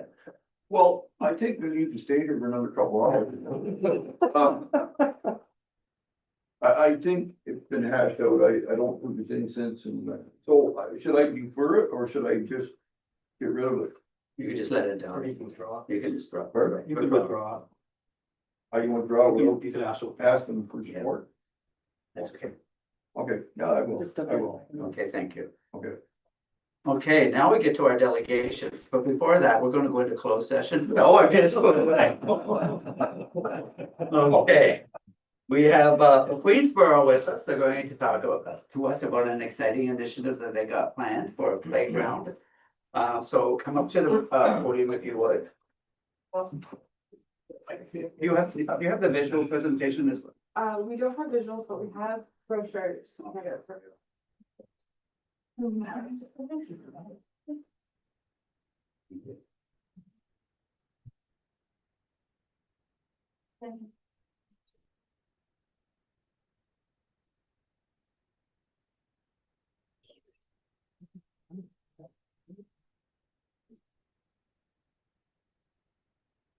Deputy and team. Yes. So I'll introduce us all first. So I'm Stephanie Lillard. This is Kim. I always mess up the last name. Johnson and Elvin. So we are part of the Queensborough Community Center and Queensborough Beautification Committees. And we have this beautiful idea we'd like to present tonight. So I'll just start with my notes. That's fine. So Queensborough has always been a place where neighbors know one another, families gather, and community spirits run deep. Yet today our hamlet has no dedicated playground space for children to play, explore, and grow together. Our closest playground within our municipality is a 20-minute drive for Queensborough families. About 2 years now, a group of 7 parents and grandparents came together with the same dream: inclusive, accessible playground at our Queensborough Community Center. Our playground project group has the support from the Queensborough Community Center and beautification committees. We met with Sydney to bounce ideas with her and got the guidance to collect surveys to show grant providers and donors that this is something our community would like. With the help of Ray from Playground Planners, we have this beautiful design as shown in the brochure handed out. She has also connected us with Jason, a fundraising coach who has given us so many great ideas and a list of grants he thinks we would benefit from. Today, we have 35 completed surveys with more on the way, and we have raised over $3,000 in donations. In 2025, we started a fundraise by organizing a community yard sale. We finished the year with the Christmas morning in Queensborough for our youth, and this year we're currently hosting monthly craft nights. An adult magic show is on the agenda, and again, Christmas morning will be returning to Queensborough to support our fundraising efforts. This evening, we stand before you to get your support, feedback, and approval to move forward into the next phase of our project. The next phase will include collecting more community support via support letters and donations towards our project, as well as applying for multiple grants with, of course, Cindy's help and guidance. We will also be confirming some pledge commitments that were made to us in discussions over the last couple of years from local business that has offered their time and equipment to ready the grounds, saving us a bunch of load of money off that, as well as a family. There's a family in our area that would like to have a legacy donation already of a bench. And we also have an organization that would like to donate a piece of equipment specifically for the park or the playground. A playground would provide a safe and welcoming place for our children to play, encourage outdoor activity, and strengthen the sense of connection within our rural village. The project would also enhance our community space surrounding the Queensborough Community Center and support gatherings, events, and the family life in our community. Our focus is to build an inclusive, accessible playground for the local children to enjoy in their very own community within walking distance. We're not only doing this for the local youth, but for the surrounding youth of the area as well, who come to Queensborough to visit, explore, and enjoy our beautiful village, as well as I believe there are components that will include as we move forward with it for seniors and other sort of things that parents. Yes. So, thank you. Thank you. Well, thank you very much. It looks like an exciting initiative, but also looks like a very expensive initiative. Yes. Of course, as you can well appreciate, this is not something council could commit to because we've just finished our budget cycle, and that will be something for the next council to entertain. I think I'm not sure how we would proceed. I encourage you to continue to do what you're doing. That's the best thing at this point. But I think any real decision should be left to the next council. I don't know. What do you guys think? Your worship, but we'll support them in any of the. Totally. Well, like Fundraising or grant fundraising and stuff. Yeah. It's just that I think the Kiwanis playground cost around $450,000. This one is just under 3. Okay. And did you reach out to Kiwanis? Did you? They are on our hit list of people and community groups to reach out to. We've already got letters and everything all prepared to go. We're just kind of wanting to make sure that we have the permission that we're advertising this project and moving forward with it. And that should we raise the funds, and if we hopefully raise all of the funds, so we don't need any of the municipalities' money for it, that we will have permission to build. Okay, and it will have to be something, I think ultimately that would be approved by the CAO and the rec department. As well, once they, looking at the design phase and all of that, when it gets to that point. I don't see any, yes, go ahead, Councillor Flynn. Well, go ahead. No, go ahead. Okay, your worship. They just mentioned that they'd be allowed to build, so would we need to go over and have a site visit with the building inspector to make sure that we got those things covered?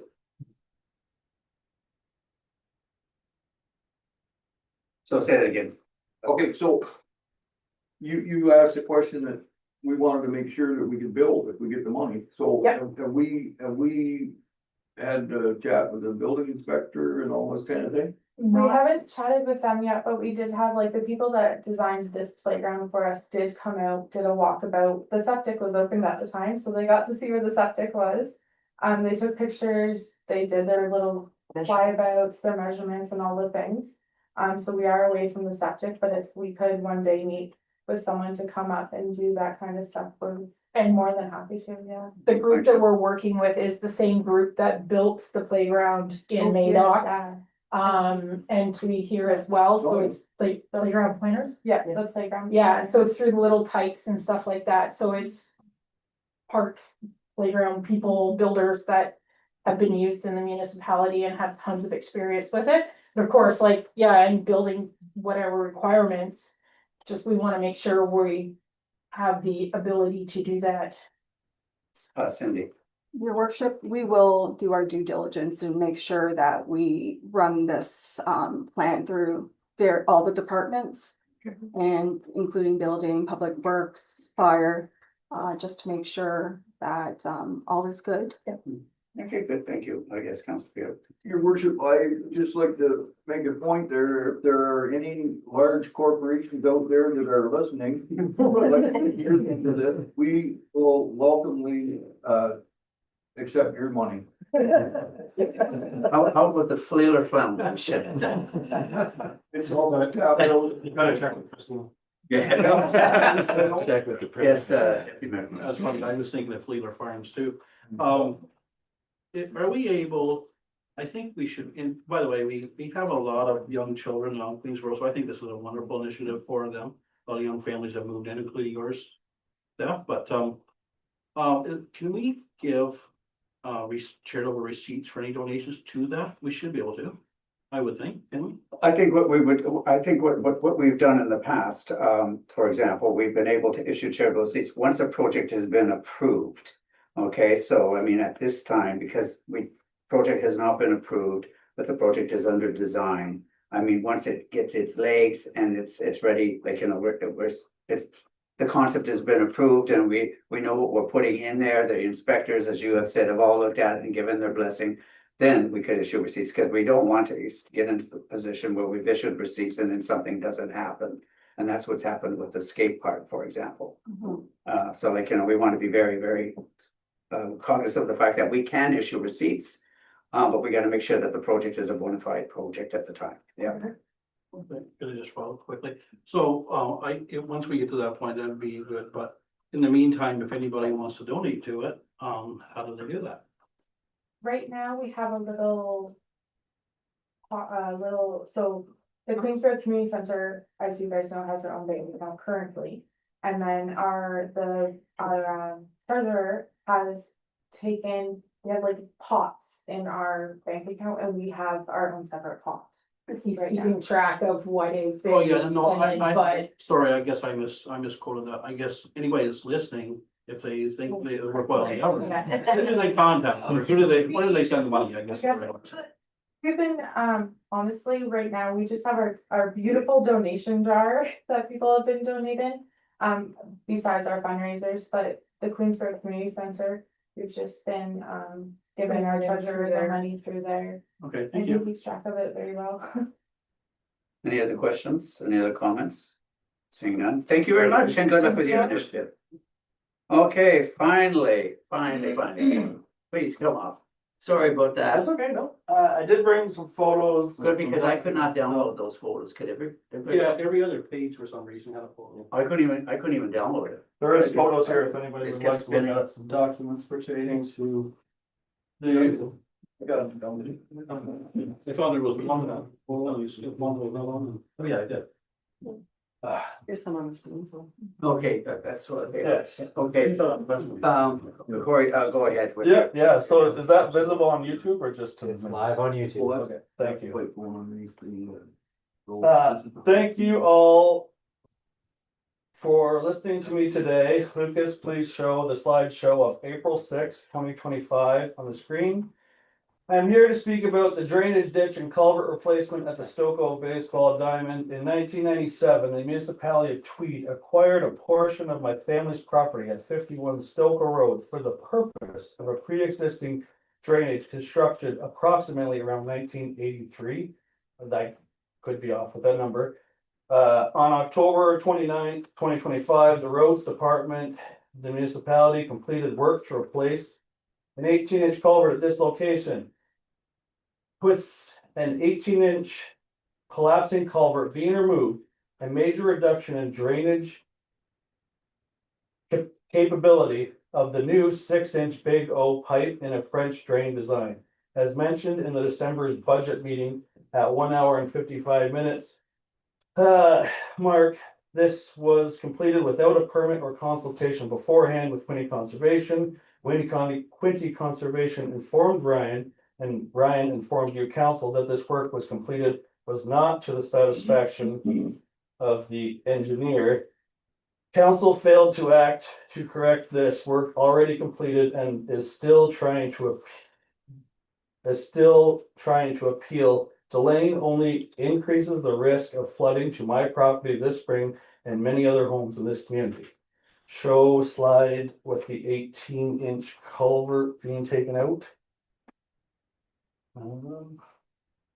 It's a darker brown photo. Keep going up. There we go. I am not an engineer. I do not think anyone here is. When you Google the comparison of a 6-inch pipe versus the diameter of an 18-inch pipe, the difference is 9 times larger. When comparing the flow rate capacity of a 6-inch pipe versus an 18-inch culvert, it is potentially 15 times more, or 1,600%. This is an over 90% reduction in adequate drainage and infrastructure to an area known to potentially flood and is environmentally protected by Quinte Conservation Planning. The Ontario Drainage Act of 1990 provides a legal framework to manage drainage such as municipal drains and natural watercourse. For example, section 78, and I am paraphrasing, if a drainage work has been constructed, I'm going to fast forward a bit to the council of the municipality that is responsible for maintaining and repairing. I'm going to skip ahead a little bit more here. Quoting, may undertake and complete in accordance with the report of an engineer. The changes from an 18-inch culvert, and this end quote there, the changes from an 18-inch culvert for the 265 feet in length to a 6-inch pipe French drain was not approved by any engineer.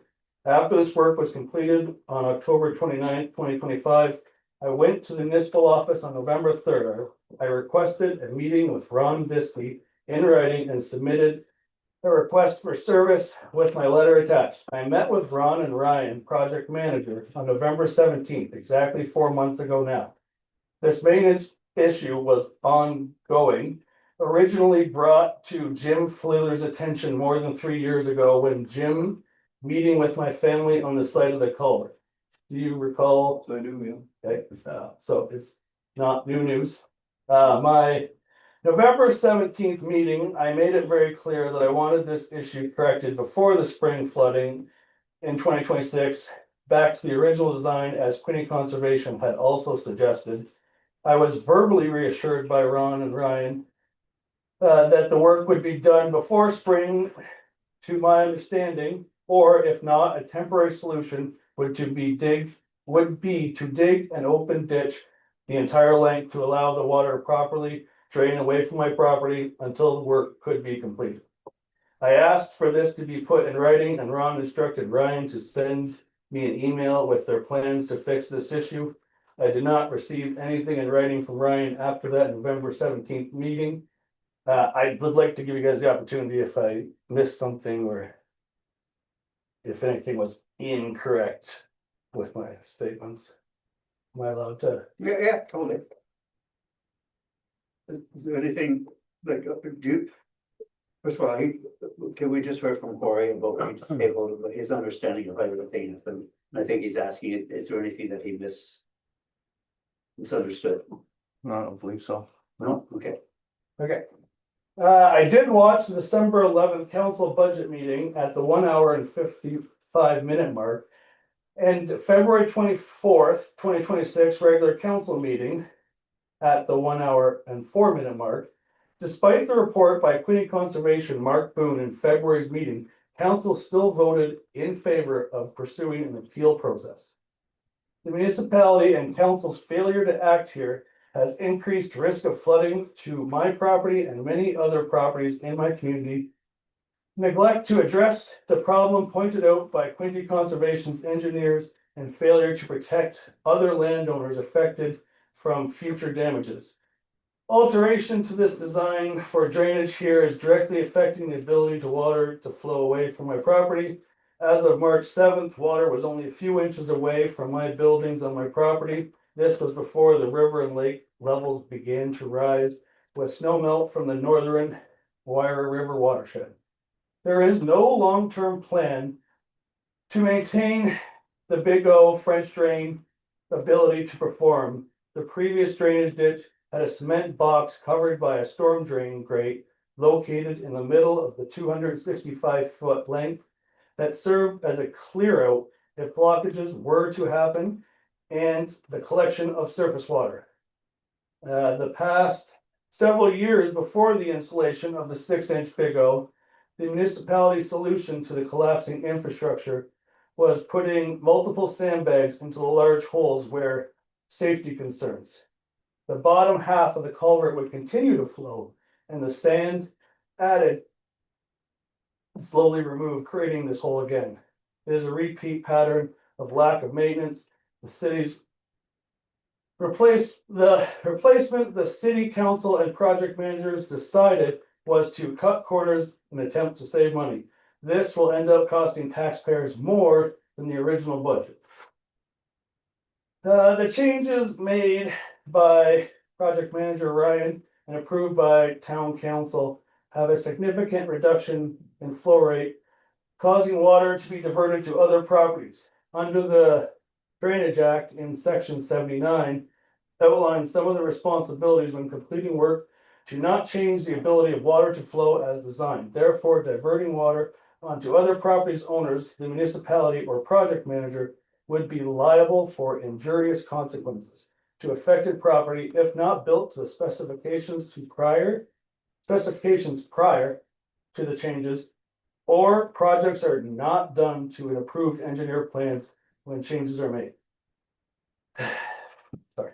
That's okay. At my November 17th meeting with Ron and Ryan, I voiced my concern that the exit of the Big O pipe was clearly sloped upwards and not allowing drainage to run down grade.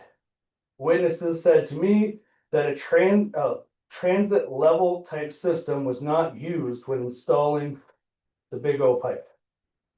I also voiced my concerns to Ron and Ryan that the backfill used consisted of large chunks from the rusted metal culvert, which was left exposed at the top level of the soil. This is a safety concern. Just last week, when I was walking the length of the culvert replacement, there was a piece of rusted metal exposed larger than my forearm. Only one triaxle dump truck load of small stone was brought in, and approximately half of it was not used. That was sent back to the municipal yard after the work was completed. Any open ditch solution here for the entirety of the west side of the baseball diamond will be hazardous, like Councillor Jacob Palmetier, correct? mentioned in.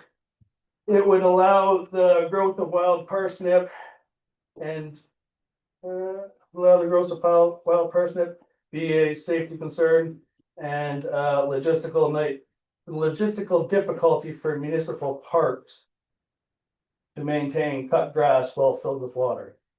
Can you show slide of 18-inch culvert coming from the spring fed pond on the north side of Stoker Road? Keep going up. Okay, let's go down.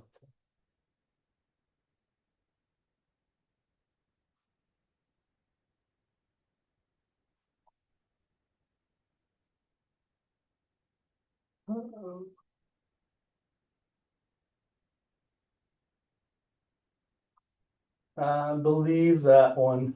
So on the north side of the Stoke Road, I'm winging it here now. This speech is pretty much over. On the north side of the Stoker Road is where the former golf course used to be, and there is a large pond there.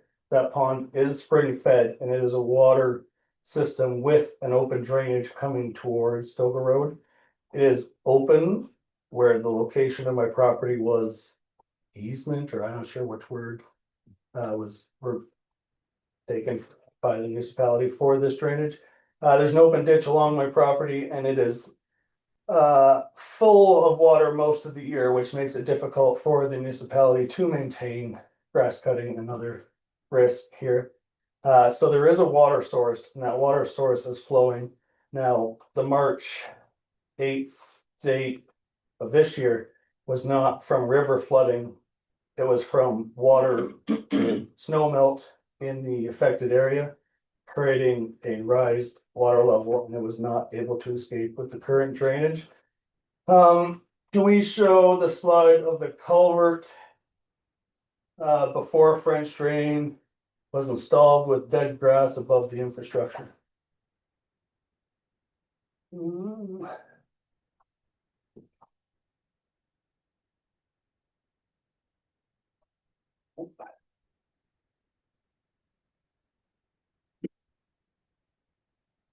Keep going up. Right there. So September 11th, 2025, there is an 18-inch culvert before the French drain was involved. As I kind of made it or noted here, there is dead grass above the infrastructure, which is in need of maintenance and repair and replacement at this point. Can you show the 6-inch big old pipe installed inside of the original culvert? Yeah, that one there. So, not right there. Not that my feet are a reference, but you can kind of see the comparison of what I am put up against. It's a plug in the bottom of the bathtub per se, and it is directly affecting me. Can we please continue to the slide of 6-inch French drain with baseball diamond visible? That is the French drain installed after work had been completed. US workers came back and placed a few large stones on the pipe there and there's some topsoil, which I worry about the erosion because there is the cement structure still half installed there, and there will be children as well as lawn maintenance ongoing. Can we continue to the other end? Excuse me. It's like a bleacher in the background of the 6-inch French drain. Yes, this photo. So this is the exit. The other one before was the entrance to this 265-foot covered ditch. So you can see here the structure is in place, but very minor in comparison to what had been taken out, in my personal opinion. I'm not a professional.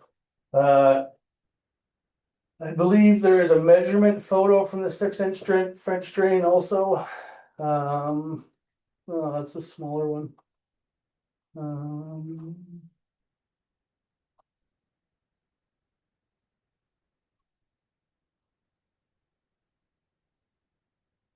add that photo there. That's taken at the exit. The entrance actually had a sock, like a silk cloth covering it.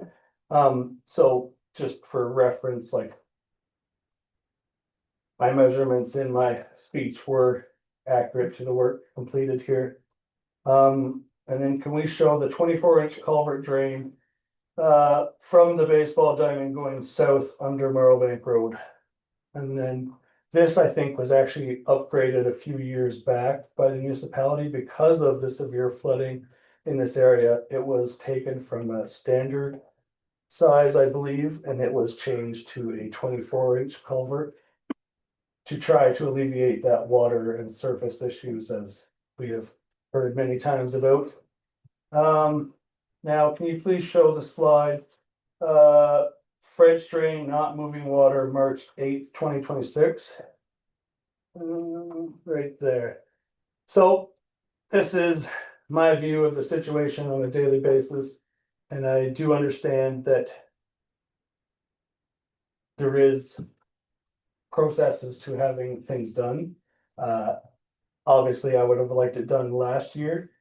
The water was actually much higher than this. At one point, it was at nighttime, almost to my buildings, as I say. I don't have a clear photo, it's dark in the photo at nighttime. But I hope this presents a clearer picture for the council members going forward with your understanding. Corey, if I may, thank you very much. A great presentation, a lot of detail, great pics. Are you on that side of, because I'm not sure where you are you on the same side as the Stokoe Park, or are you on the opposite side of the road? So that photo there is the approximate 111 feet and 16.5 feet wide property that was originally my property, going towards the hockey arena, ball hockey arena. And as you can see, and I said it was higher, it's actually touching the building there, and I don't want damages to the great things our community have. Okay. Anybody have any questions? Yeah, I think so. Okay. So how do we appease you? Do we, if we put that 18-inch pipe back in there? If original, whatever makes Quinte Conservation happy, I don't expect bonsai trees and fireworks every night. Like I just want to make sure it's safe for myself, my property, my investment, my family going forward. I want to make sure it's safe for the community. I'm in my house and my sub pump is running, and I go outside and I hear my neighbor's sub pump running and my other neighbor's sub pump running. And I think that if any of you were in my position, you would be here speaking as passionately as I am. But now, are we not dealing with this later on today?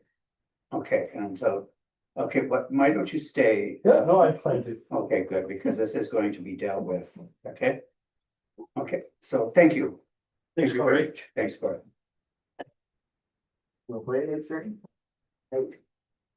Okay, let's continue moving on then. And I do apologize to our guests for making you sit through all this. We don't know. No, you can go now if you want, unless you're totally bored. Or something like that. Like it's $50. Okay, thank you. Thanks, ladies. Thank you. Okay, could I have over to secondary for table CEO update as of March 17th, 2026? Thank you, Councilor Valiquette. Thank you, Councilor Flaylor. Over to you, Ron.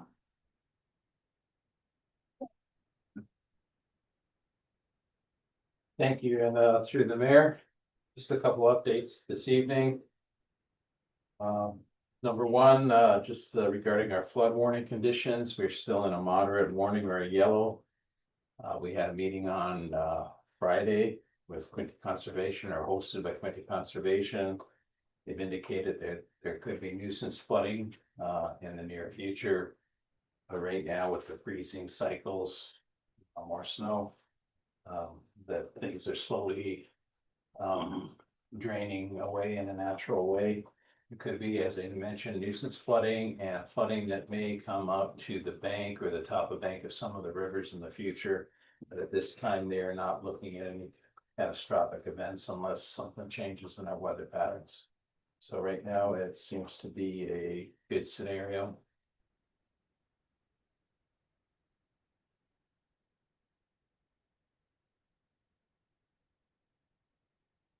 Right now, it seems to be a good scenario where we're not expecting any major flooding events in the near future.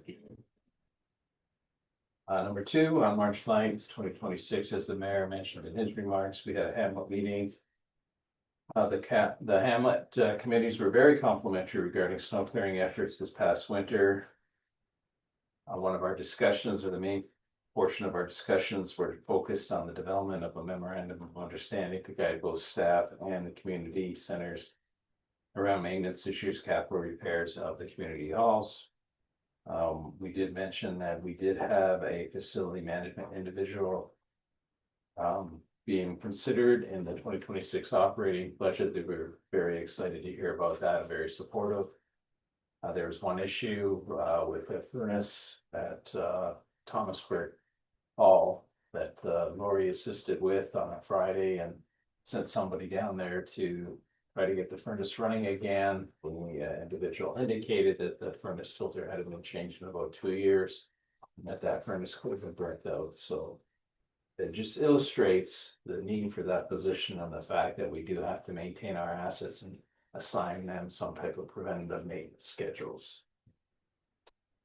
Number three, council asked staff to investigate options or if an appeal process was available for the culvert work needed to be completed at Stokel Ball Diamond in reference to the correspondence from County Conservation Authority.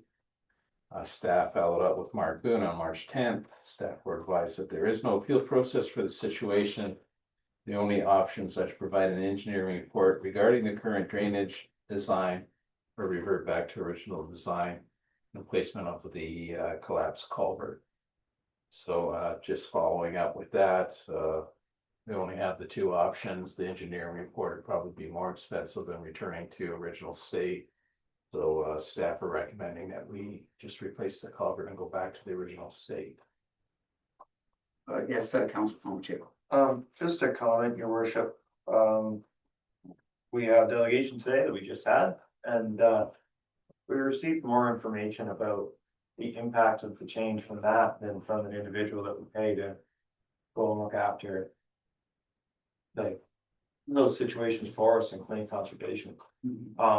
It wouldn't have taken a lot for somebody who's deals with like hydrology and things like that to tell us even just the difference in flow rates. We were just given a no and hire your own engineer.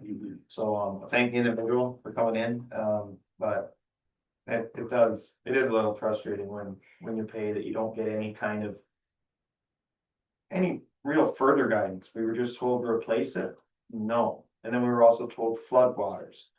Well, the floodwaters, the majority of floodwaters we see in that region, and up until then, my knowledge was the floodwaters in that region were from the river. And I feel silly for not even thinking about the spring across the road. So it's just a little bit of frustration there from that communication. Yes, CEO Diskey, then Councilor Blue.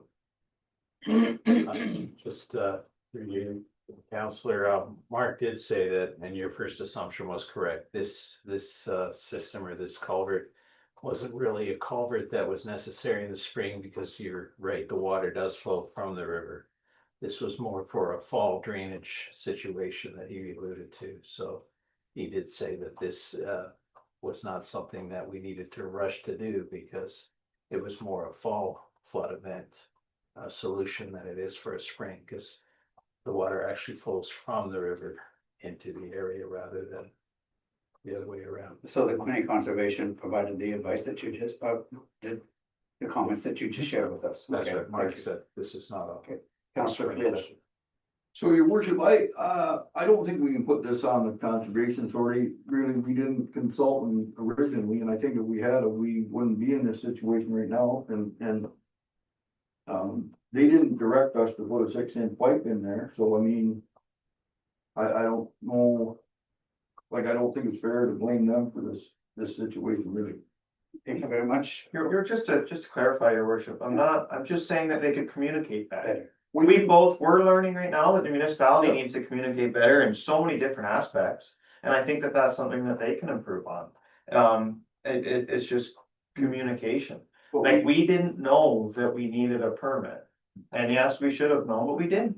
We acted as though we were changing a culvert on the road. Right? So like, it's just communication Yes, both true, ways, yeah. both ways. We should have communicated with them at the start. And then I wish there would have been better communication coming back, because now we've drug this out longer. At least now we look like we have a solution about how we're gonna fix this now, so that's good. Anybody else? Okay, now. It was a recommendation from staff, so that's not in this thing as is it, oh, is it down there? Okay, thank you, just let me receive it. It was other council received the update, work required to revert to back to additional design placement. Okay, so that's. We had a mover and a seconder, so all in favor of the direction as tabled. Thank you, and thank you very much, Corey. Thanks, Corey. Thanks, guys.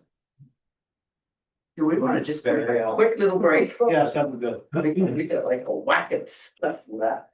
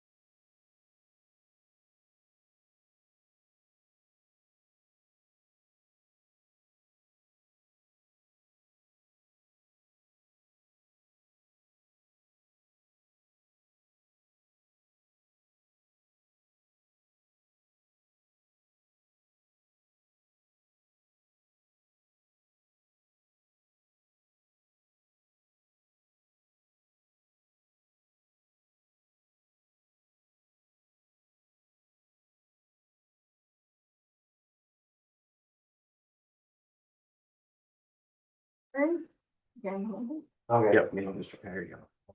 Oh, welcome back, everyone. Sorry for that. Hey, could I have a mover and a seconder to table the health and safety water stream agreement, please? Mover and a seconder. Thank you, Councilor Peters. Thank you, Councilor Valiquette. Any questions on that agreement? Sorry, I can't hear. Stuck in my throat. Be it resolved, the council received the health and safety water stream agreement report as presented. And further, the council authorized the mayor, clerk, and CAO to execute the Ontario Transport Payment Agreement for the Municipal Housing Infrastructure Program Health and Safety Water Stream Grant. All in favor? Thank you. Could I have a mover and a seconder to table the Public Works Department update, please? Thank you, Deputy Mayor Marshall. Thank you, Councilor Valiquette. Over to you, Ryan.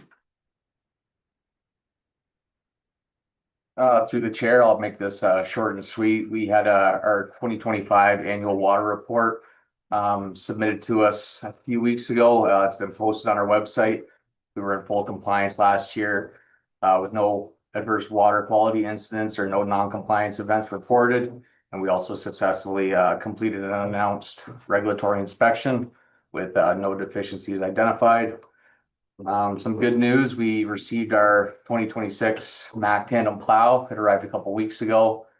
We've got to use it the last couple snow events, and the staff seem to like it, and we're grateful to have it. So other than that, it's just status quo. We've been patching quite a bit.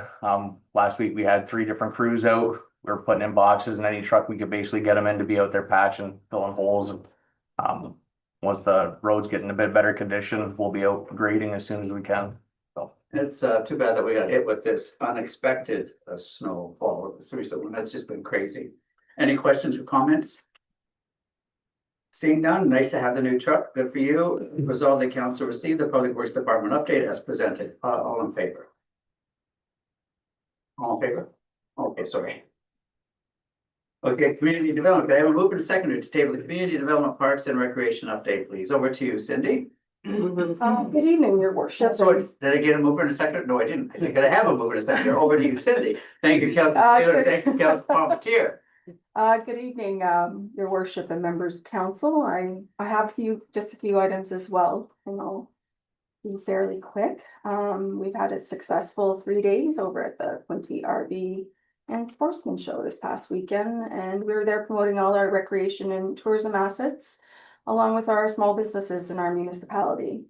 Our zoning administrator was also in attendance and joined us to promote additional residential units, and we've got some of the print material provided to each of you, and just wanted you to take a look at it. Thank you. Really simple, clear information. And I think we discussed this evening about providing the public with more information, better communication. And this is one of the items that will be put forward for the planning and building department, just to promote our additional residential units here in the municipality of Tweed. Another item I just wanted to speak on was our municipal website. Currently, our municipal website is no longer sustainable. I think you're aware of the host. They've gone out of business, so we have to make some decisions for this next budget pretty soon. And I just wanted to stress the urgency to council, especially with the upcoming elections. So we have, this is something you're tabling at the budget meeting on Yes. Thursday. Okay, because you're right, there's been a number of issues with it. We've The had a number calendar of doesn't work. There's people being redirect, like, they can't get access to information. It's imploding now. Exactly, and I have a call in tomorrow with Henderson Digital Agency that is our host, so we'll discuss some of the options. Okay. And figure out a solution. Yeah. For the immediate situation, but then our long term is to have a new website. Right. Okay, So just wanted to just stress the urgency of that. Okay, no, very important because it is one of the major communication vehicles for the municipality. That's And right. other organizations are linking to it, so there's nothing worth linking to something you can't get access to. Exactly. The other thing I wanted to comment on are your number of applications. Okay, if you've got a number of funding applications out there, I want to Yes. commend you and your group for Thank you. pursuing all of those possible avenues. I also want to commend you for reaching out and working with community organizations. I mean, it was nice to see that you're there for the Heritage Center and the Curling Club and a number of these. One of the things that we mentioned at the Hamlet meeting is even the Hamlets want to start, pursuing more Mhm. aggressively their own funding applications, and they're looking to Cindy to help them.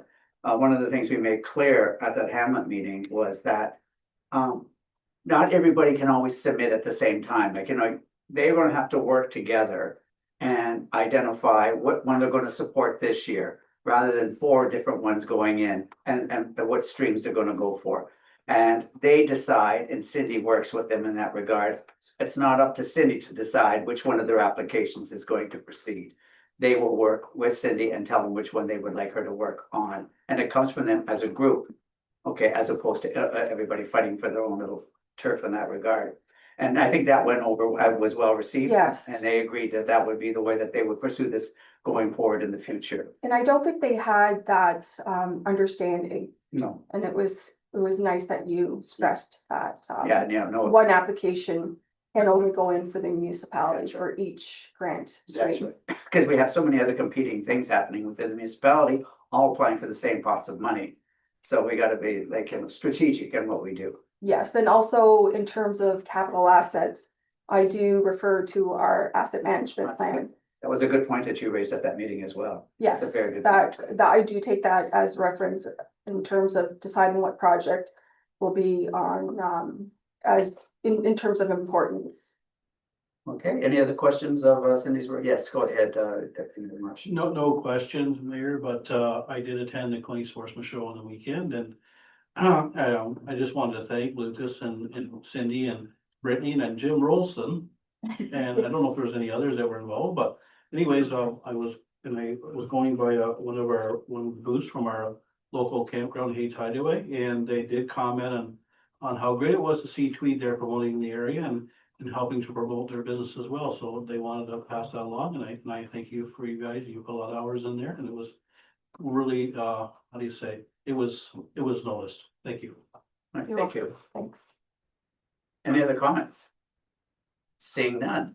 Be it resolved that council receive the community development and parks and recreation update is presented, all in favor. Thank you. Okay, could I have a request? Could I have a request? Could I have a move and a seconder to table the request to temporarily pause the community improvement plan? Thank you, Deputy Mayor Marsh, and thank you, Councillor Fleeler. Over to you, Cindy. This is a request to temporarily pause the community improvement plan just for the calendar year 2026. I just thought of it as a cost saving measure and the opportunity to allow staff the necessary time to review and evaluate the program's overall effectiveness. And the other points you raised in there are very valid, so thank you. Yes, Councillor Fleeler. So your worship, as a community development manager, are we still gonna put a line in the budget for the money? Or are we gonna just take the money right out or what? We're just gonna take it out for this year. Okay. Any other questions, comments? Seeing none, and be it resolved that council receive the CIP 2026 request to pause report as presented, and further the council approves the recommendation to pause the community improvement plan CIP program for the 2026 calendar year. All in favor? Thank you.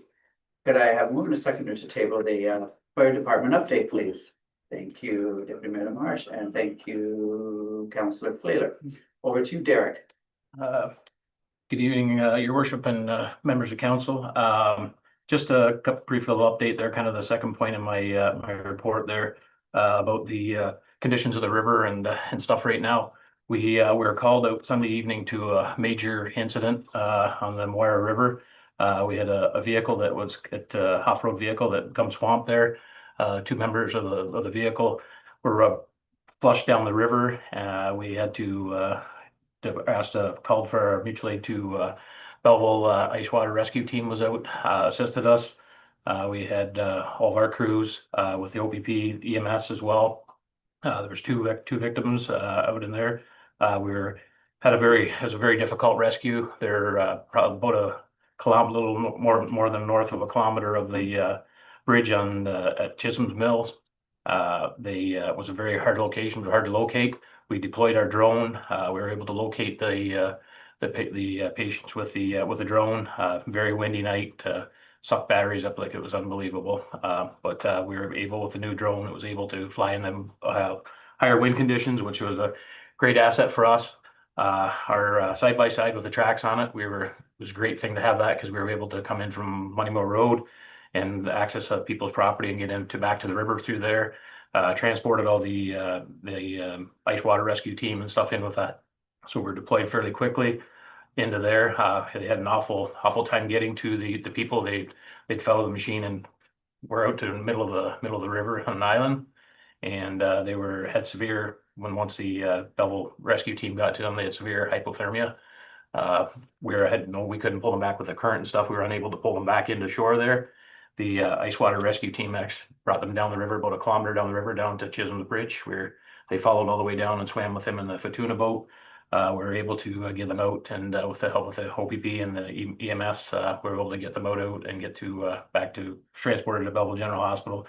I'd just like to thank our neighbors in the city were great help, and EMS and OPP and us, and worked very well together. And just very thankful that we have the equipment that we have with the side by side with the tracks on it. Was a huge game changer getting people in and out of there. The drone was a great asset for us to be able to get eyes on them and keep an eye on the patient's conditions and stuff like that.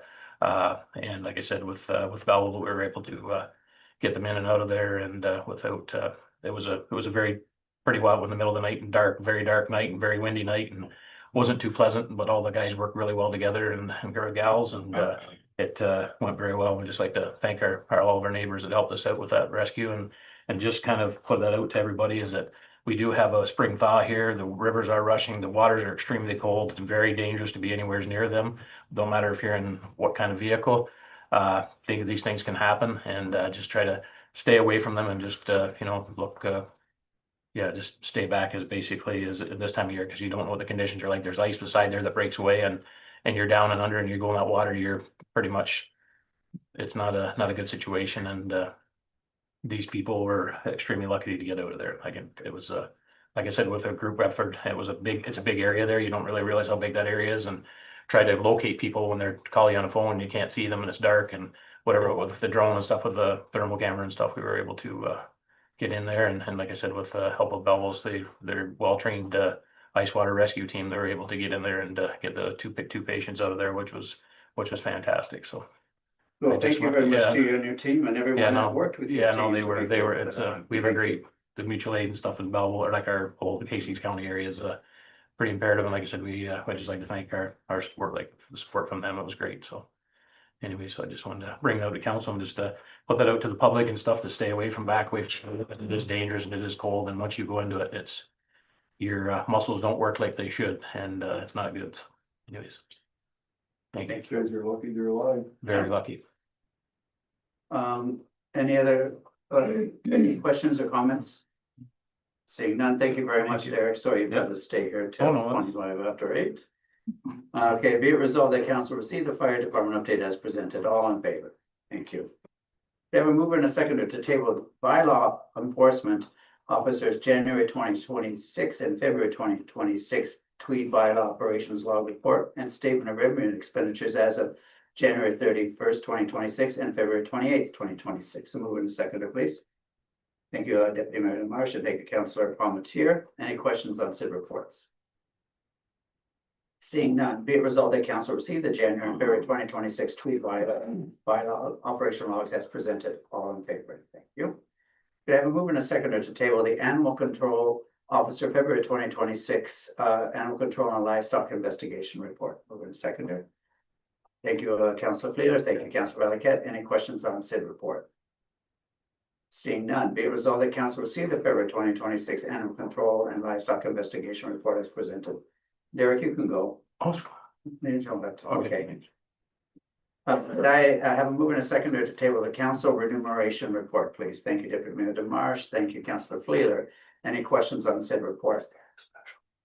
Seeing none, be it resolved that council receive the 2025 council remuneration report as presented. And first, that council authorize staff to post the report on the municipal website for public information. All in favor?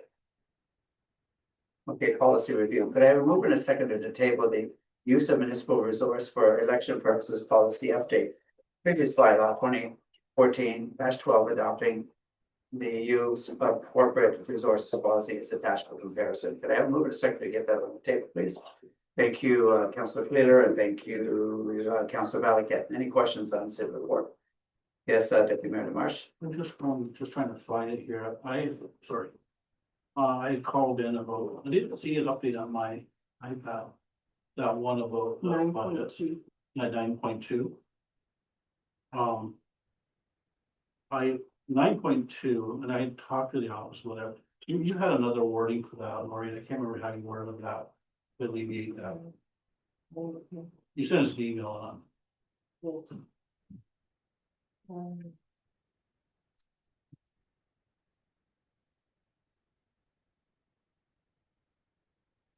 Sorry, wait. Okay, I just have to pull it up. Sorry.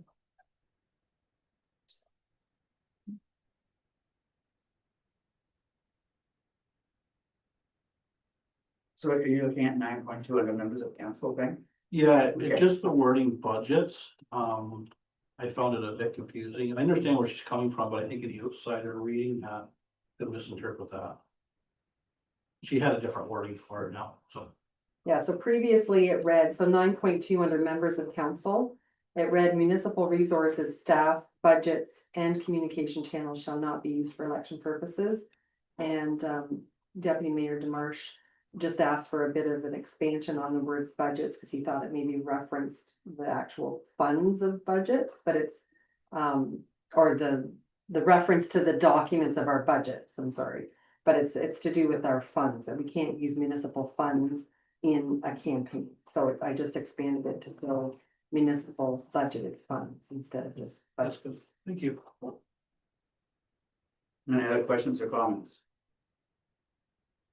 Seeing none, be it resolved the council receive the use of municipal resources for election purposes policy update report is presented, and further the council directs staff to bring forward a bylaw to adopt the revised policy at a future council meeting. All in favor? Thank you. We have a mover and a seconder to table the municipal election accessibility plan, the 2022 municipal election accessibility attached for comparison. Mover and a seconder to get that on the table. Thank you, Councillor Valiquette. Thank you, Councillor Palmetier. Any questions on that plan? Seeing none, be it resolved that council receive and approve the 2026 municipal election accessibility report as presented. All in favor? Thank you. And moving a second to table the lame duck bylaw. Bylaw 2022-08 authorizing delegated authority during the lame duck period of the 22 municipal election is attached for comparison. And moving a second to get on the table. Thank you, Deputy Mayor Demarche. Thank you, Councillor Valiquette. Any questions on the lame duck? Okay, be it resolved that council receive the lame duck law report as presented, and further the council directs staff to bring forward a bylaw for passing at a future council meeting. All in favor? Thank you. Could I have moving a seconder to table the severance application B83/25 of Cassidy? Moving a second. Thank you, Deputy Mayor Demarche. Thank you, Councillor Valiquette. Any questions on that particular severance application? Seeing none, be it resolved. You got the moves, the seconders there? Okay, good. Be it resolved that council grant consent for severance application B83/25 with the following conditions. 1, all realty taxes are paid in full. 2, parking fee is paid in the amount of $750 for the new lot. 3, road widening as required along the severed lot to conform to 33 feet from the center line of the traveled roadway, Mile Bank Road. And 4, public works manager is satisfied with safe entrance on the severed lot and with roadside ditching and drainage. All in favor? Oh, sorry, yes, go ahead, Councilor. Your worship, Lucas, to the deputy clerk, is, that being a former county road, is the road widening 33 feet or is it wider? Yeah, through the mayor to all of council, some of them are wider. The best way to determine that is to have the surveyors go out and determine the width of the original road allowance. So that'll come in after the fact. The 33 feet is really a placeholder text here. It'll be determined by the surveyors later. Yeah. Thank you. Good question. We did all in favor. Okay, could I have Building Inspection Services Board, BISB? This is for January 2026 and February 2026 building permits report and statement of revenue and expenditures for January 31st and February 28th, 2026. Moving to second, please. Thank you, Councillor Flaler. Thank you, Deputy Mayor Marsh. Any questions on that report? Yes, Deputy Mayor Marsh. To the mayor, to Councillor Valiquette. Just on the Building Inspection Services Board report for 2026. Tweed is, by the way, I like how they're showing the permit value now. I think that's really good. But Tweed has nothing. Is that a misprint or did we just not get the numbers in? I was looking at that myself. We do meet on the 26th, so I'm gonna ask for some clarity. Okay, thank you. Any other questions? Seeing none, be it resolved that council receive the January and February 2026 building permits report as presented. All in favor? Thank you. Bylaws. Excuse me. Could I have a mover and a seconder to table bylaw number 2026-19, a bylaw to appoint a deputy treasurer. Mover and a seconder, please. Thank you, Councillor Valiquette. Thank you, Councillor Flynn. Any questions on that? Seeing none, be it resolved that bylaw number 2026-19, appointing a deputy treasurer, be read a first, second, and third and final time, passed, signed, and sealed in open council this 17th day of March 2026. All in favor? Thank you. Could I have a movement and a seconder to table bylaw number 2026-20? A bylaw to impose fees and charges on persons for services and activities carried out by the municipality of Tweed. Mover and a seconder, please. Thank you, Deputy Mayor Marsh, and thank you, Councillor Palmetier. Any questions on that bylaw? Seeing none, be it resolved that bylaw number 2026-20 to impose fees and charges on persons for services and activities carried out by the municipality of Tweed be read a first, second, and third and final time, passed, signed, and sealed in open council the 17th day of March 2026. All in favor? Thank you. We have a mover and a seconder to table bylaw number 2026-22, a bylaw to designate persons authorized to sign checks issued by the municipality of Tweed. Mover to seconder, please. Thank you, Councillor Valiquette. Thank you, Councillor Flaler. Any questions on that bylaw? Yes, Deputy Mayor Marsh. So just to reiterate with the clerk, the only change is adding the deputy treasurer. That's right. That's correct. That's right. Be it resolved that bylaw number 2026-22 to designate persons authorized to sign checks issued by the municipality of Tweed be read a first, second, and third and final time, passed, signed, and sealed in open council the 17th day of March 2026. All in favor? Thank you. I have a mover and a seconder for bylaw number 2026-23, a bylaw to amend comprehensive zoning bylaw number 2012-30 as amended, 970 French Settlement Road. Mover and a seconder, please. Thank you, Deputy Mayor Marsh. Thank you, Councillor Flaler. Any questions on that bylaw? Seeing none, be it resolved that bylaw number 2026-23 to amend comprehensive zoning bylaw number 2012-30 for 970 French Settlement Road be read a first, second, and third and final time, passed, signed, and sealed in open council the 17th day of March 2026. All in favor? Thank you. Could I have a mover and a seconder to table at bylaw number 2026-24, a bylaw to convey certain property to Robinson Road North for road widening purposes. I'm moving a second, please. Thank you, Councillor Flair. Thank you, Councillor Valiquette. Any questions on that bylaw?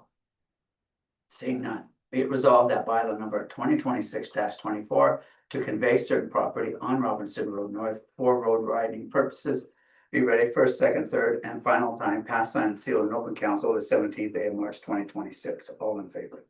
Thank you. Items for consideration. Could I have a mover and a seconder to table the Ontario Clean Water Agency Tweed Drinking Water System Annual Report for January 1st, 2025 to December 31st, 2025. Thank you, Councillor Flaler. Thank you, Councillor Valiquette. Any questions or comments on that report? Very good report. Grateful again. That's we're exceeding everything. Wonderful.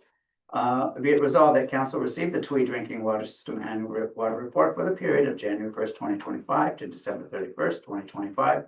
as provided by Ontario Clean Water Agency. And further, that the report be made available to the public by advertising in the municipal news column and by placing it on the municipal website. All in favor? Thank you. Correspondence, can I have a mover and a seconder to table correspondence information, please? Thank you, Deputy Mayor Marsh. Thank you, Councilor Paul. Cheers. Okay, is there anything that anybody wants to bring out? Okay, go ahead, Deputy Mayor. Mayor, I'd like to pull out 13.12.1 municipality of St. Charles. We've seen not so much here, but I mean, a rising number of home invasions and people not able to really defend themselves. I think it's important that, what's the castle law, I guess you call it? Is that stand your ground law, castle law, when you're able to defend your own home? I'm not sure. I think they call it castle law. Anyway, I think it's important that there should be some mechanism there to be able to protect you, yourself and your family and not face legal charges. So that, I'd like to support that one. You have a second? So, no. Okay, second, okay. Do we vote on each of these as we do them? If they're pulled. Okay, so all in favor? Okay, passed. I have 13.12.2. Okay, you, and then I also have, sorry, where did I go here? 13.12.5 and 13.12.6.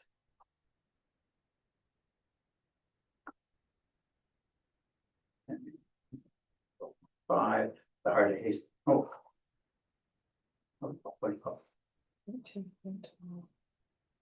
Oh, so yeah, it's 13.12.5 to Township of, it's 13.12.5, okay, the Heritage one funding. It sort of mirrors the same thing about the library funding. It hasn't changed since 1998, I think it is, or 6 or whatever, for the library, and this is the same case for the Heritage.